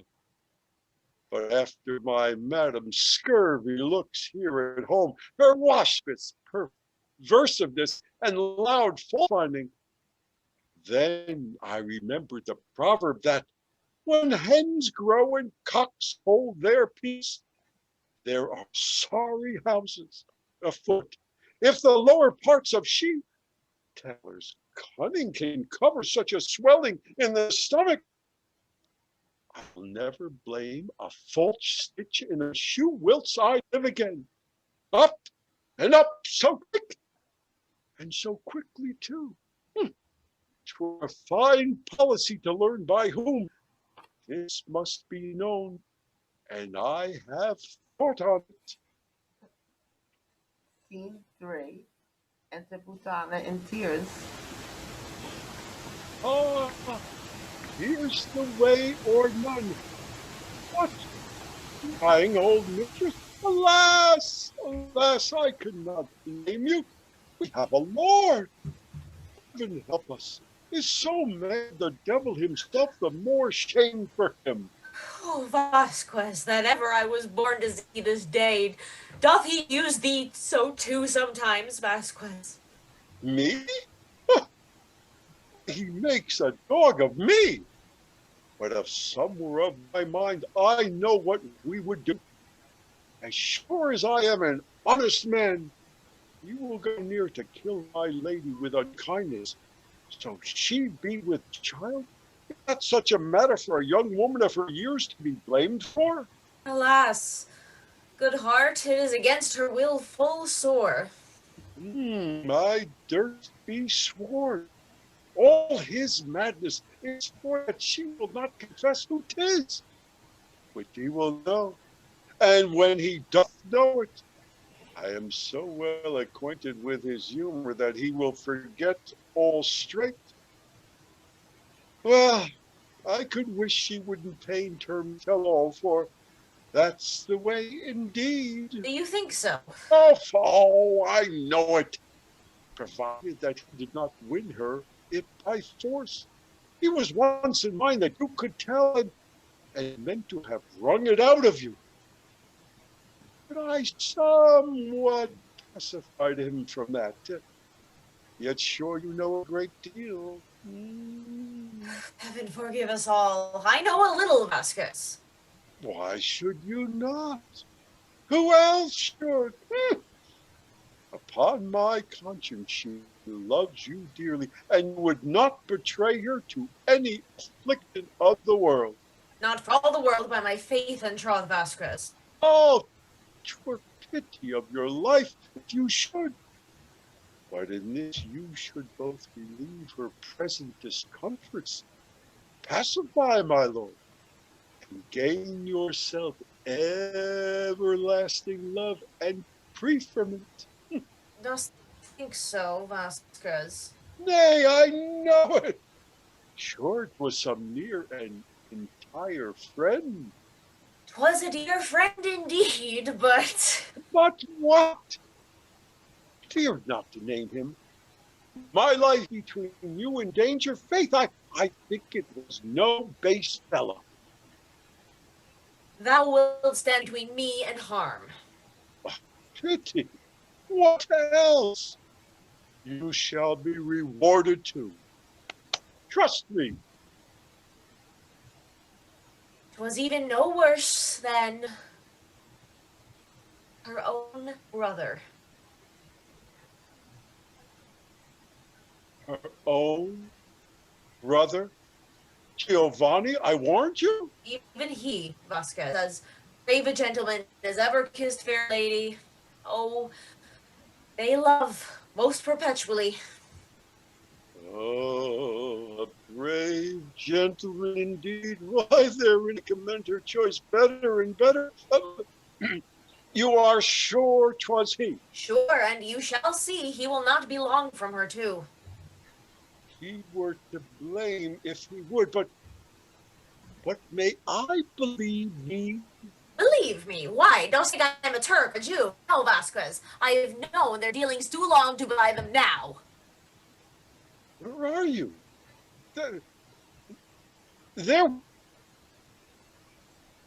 within, sirs. How now, what are these? You shall know presently. Come, sirs, take me this old damnable hag. Gag her instantly and put out her eyes. Quickly, quickly! Vasques! Vasques! Gag her, I say! So what? Do you suffer her to prate? What do you fumble about? Let me come to her eyes. I'll have your old gums, you toad-bellied bitch. Sirs, carry her closely into the coal house and put out her eyes instantly. If she roars, slit her nose. Do you hear? Be speedy and sure. Acción Bandito with Putana. Oh, why? This is excellent and above expectation. Her own brother. Oh, horrible! the height of liberty and damnation hath the devil trained our age. Her brother! Oh, whoa! Oh, there's yet but a beginning. I must to my lord tutor him better in his points of vengeance. Now I see how a smooth tale goes beyond smooth tale. But soft, what thing comes next? Giovanni, oh, as I could wish. Oh, my belief is strengthened. 'Tis as firm as winter and summer. Enter Giovanni. Where's my sister? Oh, troubled with a new sickness, my lord. She's somewhat ill. Too much of the flesh, I believe. Ah, troth, sir, and youth, I think, have even hit it. But my virtuous lady... Where is she? Oh, in her chamber. Please, you visit her. She is alone. Your liberality hath double made me your servant, and ever shall, ever.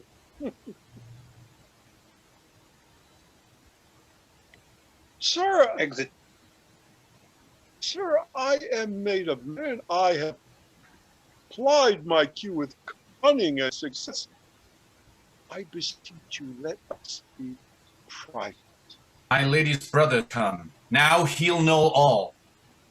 Let him know it. I have made some of them fast enough. How have you dealt with my lady? Gently, as counseled. Oh, my soul runs circular in sorrow for revenge. But Vasques, thou shalt know. Nay, I will know no more, for now comes your turn to know. I would not talk so openly with you, lest my young master takes time enough and go at pleasure. He is sold to death, and the devil shall not ransom him. Sir, I beseech you, your privacy. No conquest can gain glory of my fear.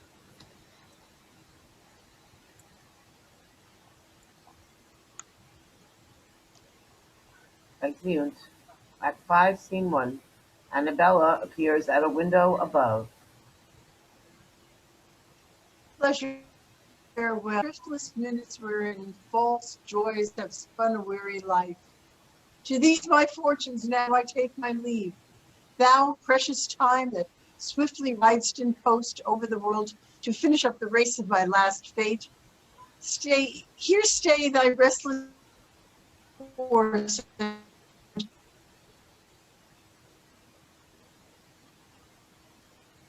My conscience now stands up against my lust, with depositions charactered in guilt,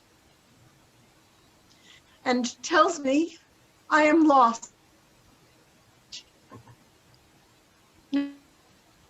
I confess, if it be not clothed with grace, here like a turtle mewed in a cage, unmated I converse with air and walls, and descant on my violent happiness. O Giovanni, that hast had the spoil of thine own virtues and my modest fame, wouldst thou hadst been less subject to those stars that luckless reigned at thy nativity. Oh, would the scourge do to my black offense might pass from that I alone might feel the torment of an uncontrolled flame. What's this I hear? That man, that blessed friar who joined in ceremonial my hand to him whose breath and showed me how. But they who's been lethargies of lust, their confusion and unjust, and so did I. Here's music to the soul.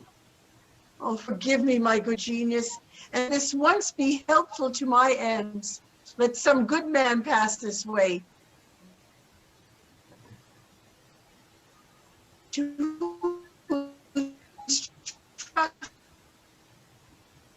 I may admit this paper, double-lined with tears, that life I long have died in. Lady, heaven hath heard you, and hath by providence ordained that I should be his minister for your behoof. Ha! What are you? Your brother's friend, the Friar. Glad in my soul that I have lived to hear this free confession to your peace and you. What would you, or to whom? Fear not to speak.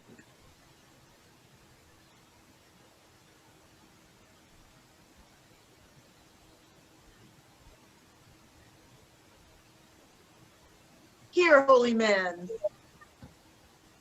Commend me to my brother. Give him that letter. Bid him read it and repent. Tell him that I, imprisoned in my chamber, barred of all company,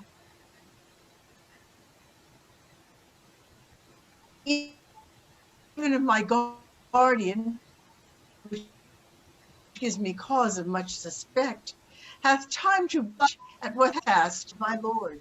I fear much more than I can speak. Good father, the place is dangerous and spies are busy. I must break off. Will do it? Be sure I will, and fly with speed. My blessing ever rest with thee, my daughter. Live to die more blessed. Thanks to heaven, who have prolonged my breath to this good use. Now I can welcome death.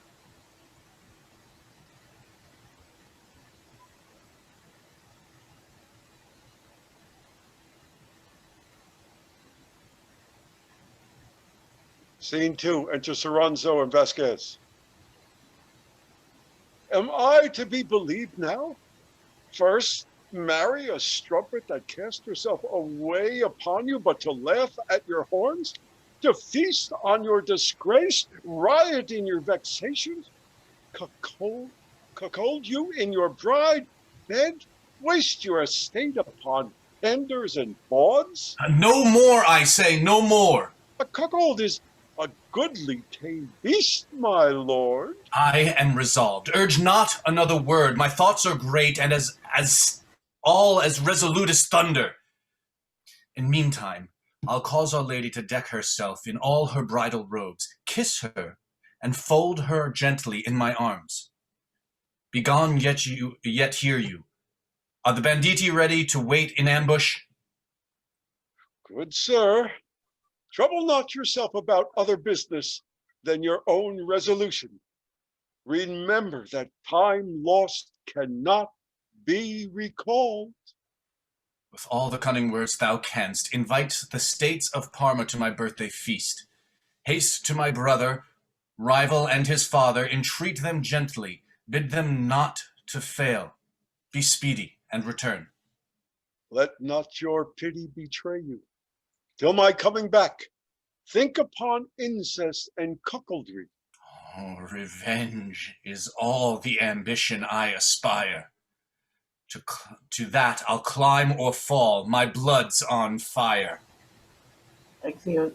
Scene 3. Enter Giovanni.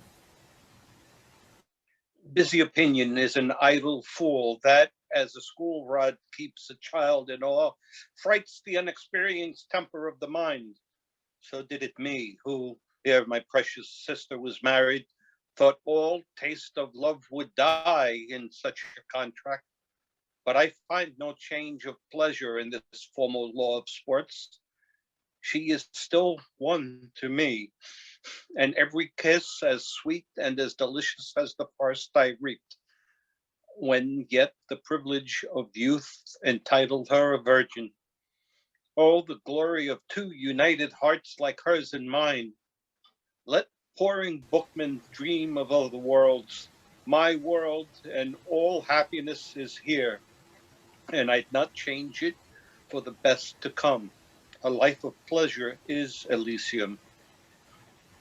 Enter Friar. Father, you enter on the jubilee of my retired delights. Now I can tell you the hell you oft have prompted is not else but slavish and fond superstitious fear. And I could prove it too. Thy blindness slays thee. Look there, 'tis writ to thee. From whom? He gives him the letter. From whom? Unrip the seals and see, the blood's yet seething hot, that will anon be frozen harder than congealed coral. Why do ye change colour, son? For heaven, you make some petty devil factor twixt my love and your religion masked sorceries. Where had you this? Thy conscience is seared, else thou would stoop to warning. 'Tis her hand, I know it, and 'tis all written in her blood. She writes I know not what. Death! I'll not fear an thunderbolt aimed at my heart. She writes, we are discovered pots on dreams of low faint-hearted cowardice. Discovered? The devil we are. Which way is possible? Are we grown traitors to our own delights? Confusion takes such dotage. 'Tis but forged, this is your peevish chattering, weak old man. Now, sir, what news bring you? Enter Vasques. My lord, according to his yearly custom, keeping this day a feast in honor of his birthday, by me invites you hither. Your worthy father, with the Pope's Reverend Nuncio and other magnificos of Parma, have promised their presence. Will to please you to be of the number. Yes, tell him I dare come. Dare come? So I said, and tell him more, I will come. These are strange words to me. Say I will come. You will not miss? Yet more. I'll come, sir. Are you answered? So I'll say my service to you. Exit.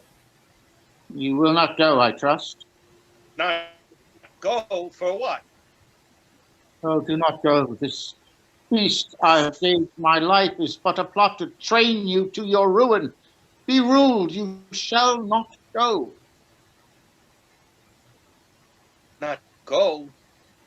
Stood death threatening his armies of confounding plagues with hosts of dangers hot as blazing stars. I would be there. Not go? Yes, and resolve to strike as deep in slaughter as they all, for I will go. Go where thou wilt. I see the wildness of thy fate draws to an end, to a bad, fearful end.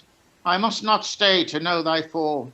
Back to Bonaventura I with speed will haste and shun this coming blow. Parma, farewell. Would I had never known thee or aught of thine. Well, young man, since no prayer can make thee safe, I leave thee to despair. Exit. Despair, or tortures of 1,000 hells, all's one to me.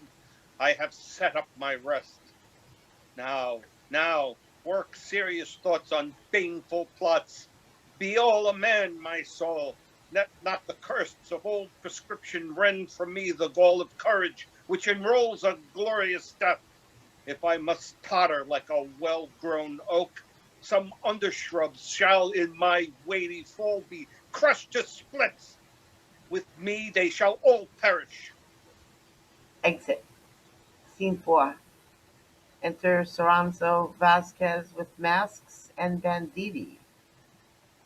Will not fail or shrink in this attempt. I will undertake for their parts, be sure, my master, to be bloody enough and as unmerciful as if you were preying upon a rich booty on the very mountains of Ligura. For your pardons, trust to my lord, but for reward, you shall trust none but your own pockets. I'll make a murder. Here's gold. Here's more. Want nothing. What you do is noble, and an act of brave revenge. I'll make you rich, Banditi, and all free. Liberty! Liberty! Liberty! Liberty!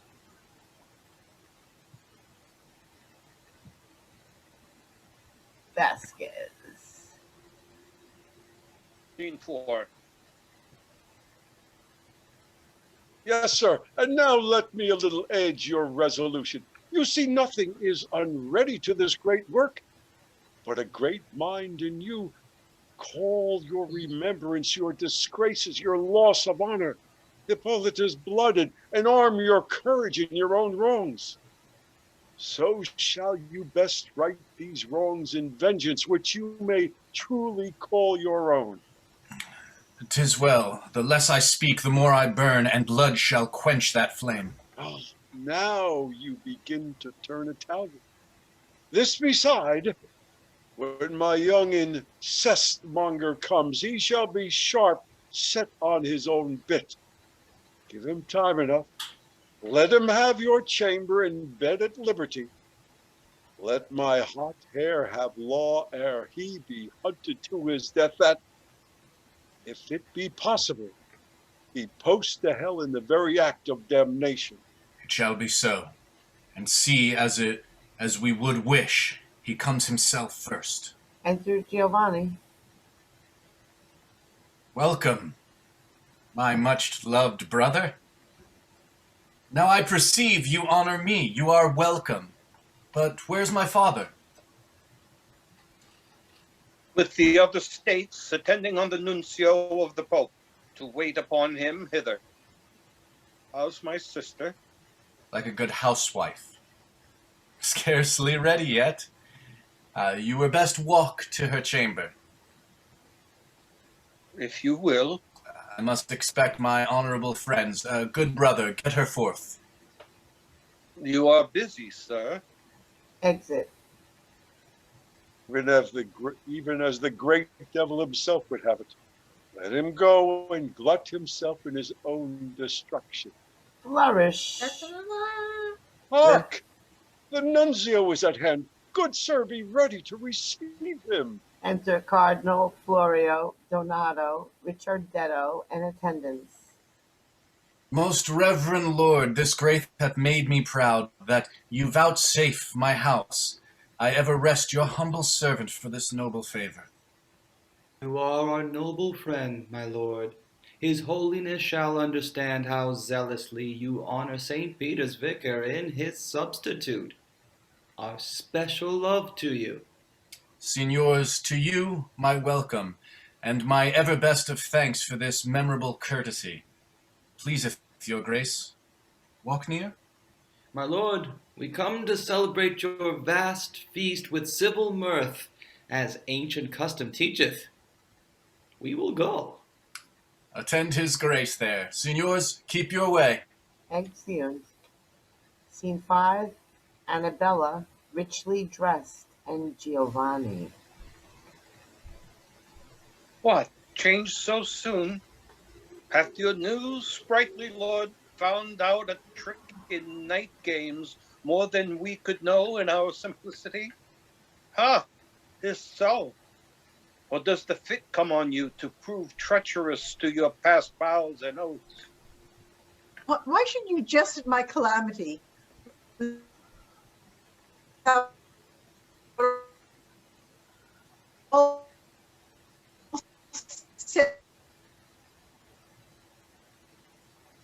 What dangers have so great as thy revolt? Thou art a faithless sister, else thou knowest malice or any treachery beside would stoop to my bent brows. Why, I hold fate clasped in my fist, and could command the course of time's eternal. Thou been one thought more steady than an ebbing sea. And what? You'll now be honest? That's resolved? Brother, dear brother, know what I have been, and know now there's but a dining time twixt us and our confusion. Let's not waste these precious hours vain and useless speech. Alas, These gay attires were not put on to some end. This sudden solemn feast was not ordained to ride guardian or of all else, am not for nothing at an instant free to fresh access. Be not deceived, my brother, this banquet is a harbinger of death for you, to you and me. Resolve your.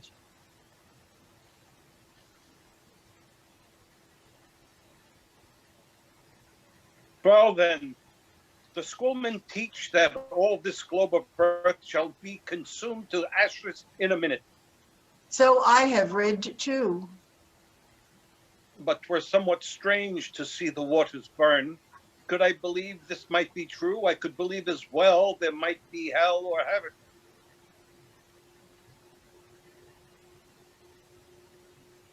That's most certain. A dream, a dream. Else in this other world we should know one another. So we shall. Have you heard so?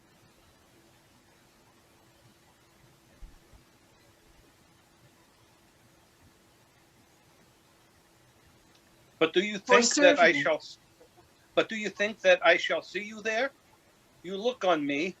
May we kiss one another, prate or laugh, or do as we do here?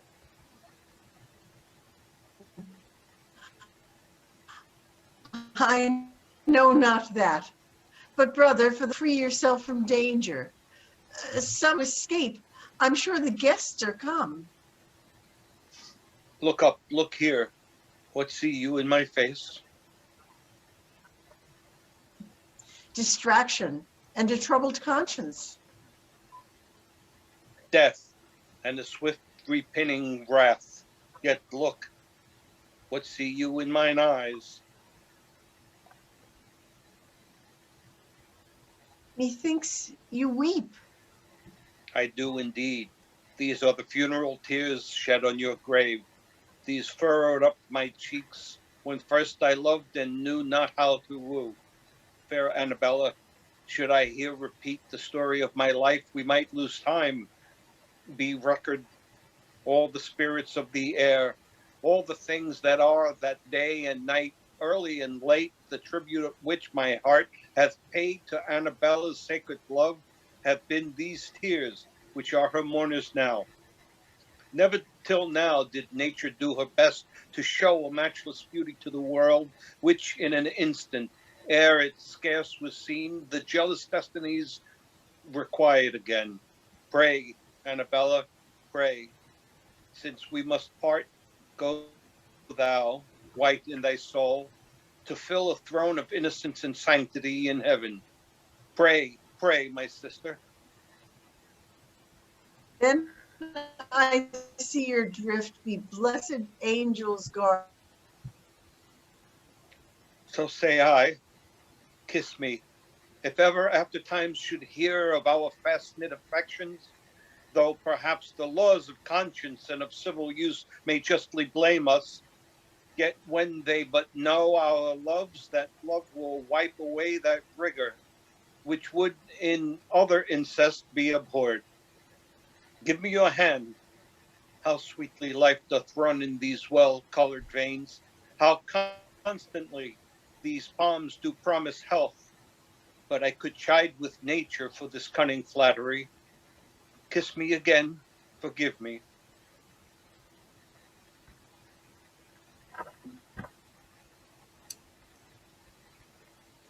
With all. Farewell. Will you be gone? Will you be dark, gone? Bright, be dark, bright sun, and make this midday night, that thy gilt rays may not behold a deed, will turn their splendor more sooty than the poets feign their sticks. One other kiss, my sister. What means this? To save thy fame and kill thee in a kiss. He stabs her. Thus die, and die by me and by my hand. Revenge is mine, honor doth love command. Oh, brother, by your hand. When thou art dead, I'll give my reasons for it. For to dispute with thee, even in thy death, most lovely beauty, would make me stagger to perform this act which I most glory in. Heaven and me, my sins, farewell. Brother, unkind, unkind, mercy, great heaven, oh. Oh. Oh. She dies. She's dead, alas, good soul, the hapless fruit that in her womb received its life from me, hath had from me a cradle and a grave. I must not dally this sad marriage bed, in all her best bore her alive and dead. Soranzo, thou hast missed thy aim in this. I have prevented now thy reaching plots, and killed a love for which each drop of blood I would have pawned my heart. Fair Annabella, how over glorious art thou in thy wounds, triumphing over infamy and hate. Shrink not, courageous hand, stand up, my heart, and boldly act my last and greater part. Scene closes. Scene 6. A banquet. Enter the Cardinal, Florio, Donado, Soranzo, Richardetto, Vasques, and attendants.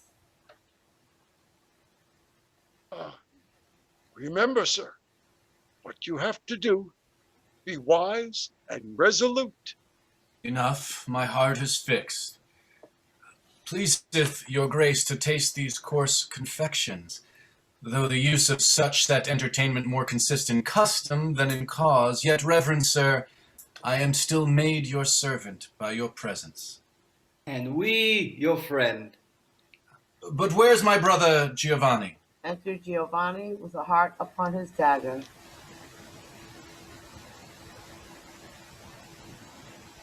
Here, here, Soranzo, trimmed in reeling blood that triumphs over death, proud in the spoil of love and vengeance, fate, or all the powers that guide the motions of immortal souls could not prevent me.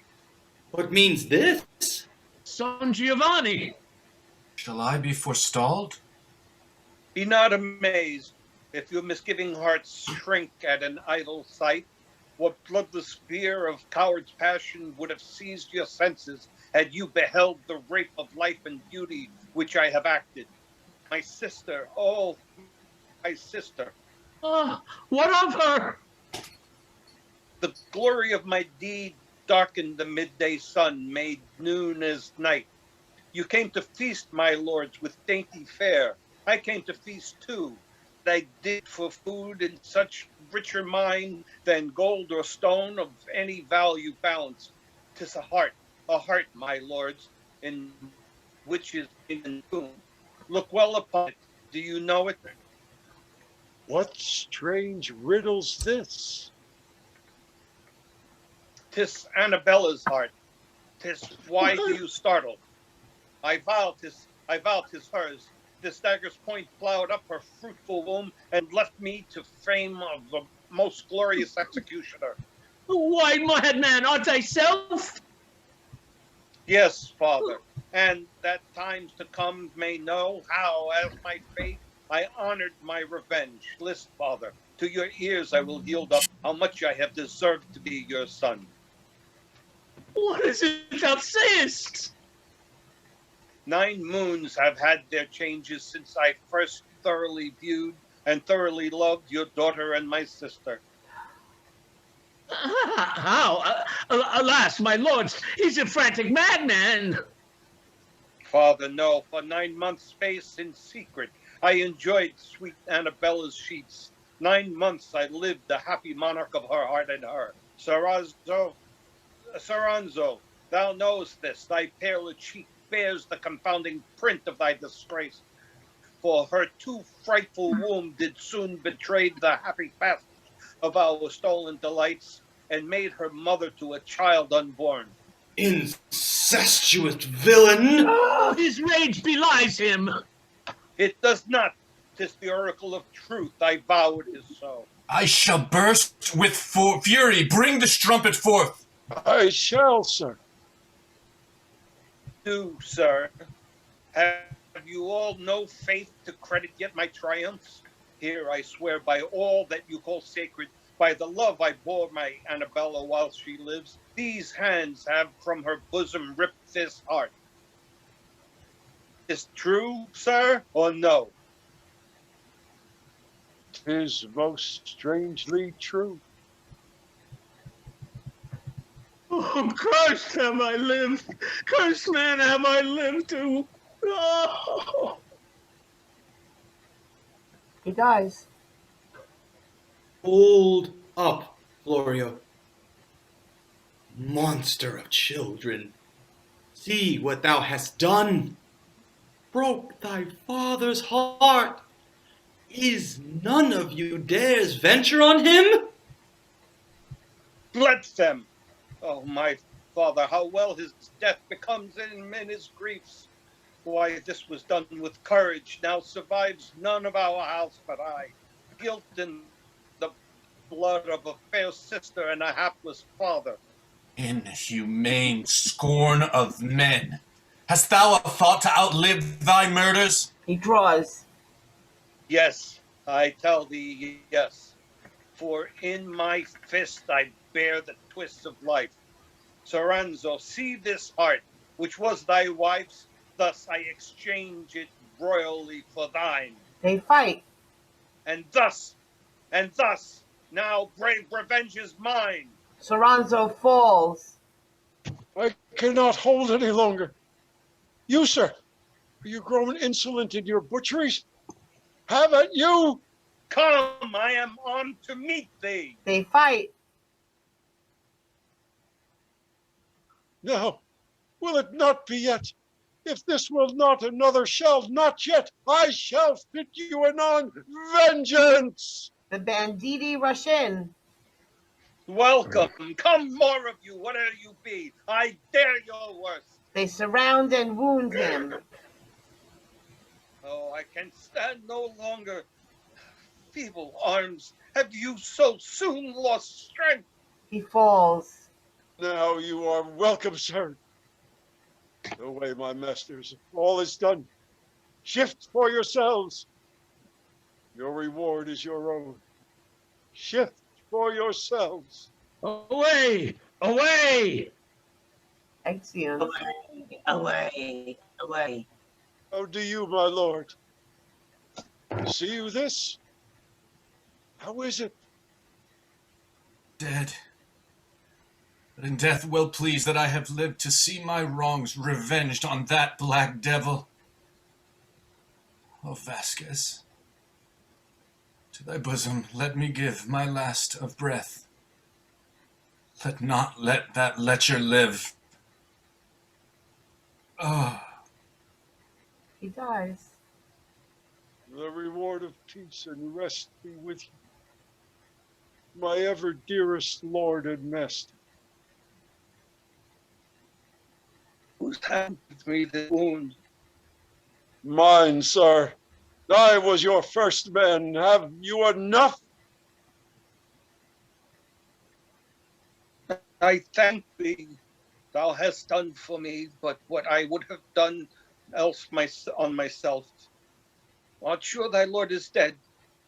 No, impudent slave. As sure as I am sure to see thee die. Think on thy life and end, and call for mercy. Mercy? Why? I have found it in this justice. Strive yet to cry to heaven. Oh, I bleed fast. Death thou art a guest long looked for. I embrace thee in thy wounds. Oh, my last minute comes. Where I go, let me enjoy this grace, freely to view my Annabella's face. He dies. Ugh. Strange miracle of justice. Raise up the city, we shall be murdered all. You need not fear. You shall not. This strange task being ended, I have paid the duty to this son, which I have vowed to the father. Speak, wretched villain. What incarnate fiend hath led thee on to this? Honesty and pity of my master's wrongs. For know, my lord, I am by birth a Spaniard, brought forth my country in my youth by Lord Soranzo's father, whom whilst he lived, I served faithfully, since whose death I have been to this man as I was to him. What I have done was duty, and I repent nothing, but that the loss of my life had not ransomed his. Say, fellow, knowst thou any yet unnamed of counsel in this incest? Yes, an old woman, sometime guardian to this murdered lady. And what became of her? Within this room she is, whose eyes after her confession I caused to be put out, but kept alive to confirm what from Giovanni's own mouth you have heard. Now, my lord, what I have done you may judge of, and let your own wisdom be the judge and your own reason. Peace. First, this woman, chief in these effects, my sentence is that forthwith she be ta'en out of the city for example's sake, there to be burnt to ashes.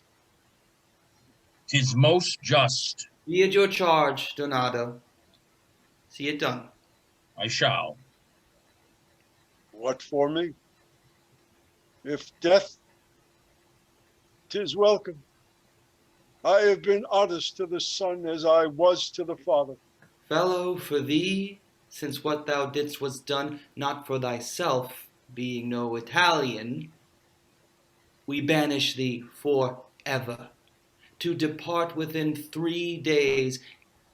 In this we do dispense with grounds of reason, not of thine offense. 'Tis well. This conquest is mine, and I rejoice that a Spaniard outwent an Italian in revenge. Exit. Take up these slaughtered bodies, see them buried, and all the gold and jewels or whatsoever confiscate by the canons of the church, we seize upon to the Pope's proper use.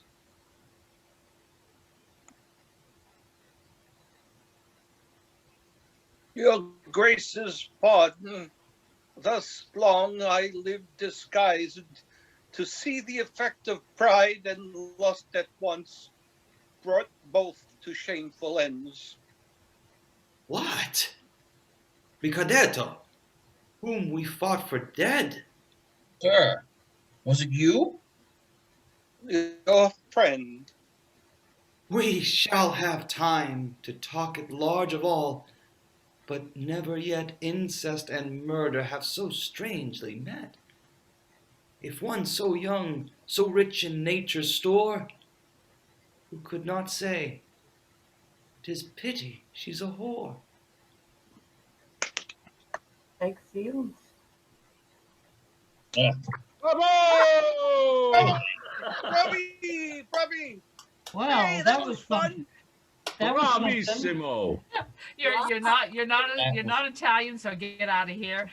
Burn the lady, even though her eyes are gone. Yeah, I like that in the church. And give all the money back to the church. All the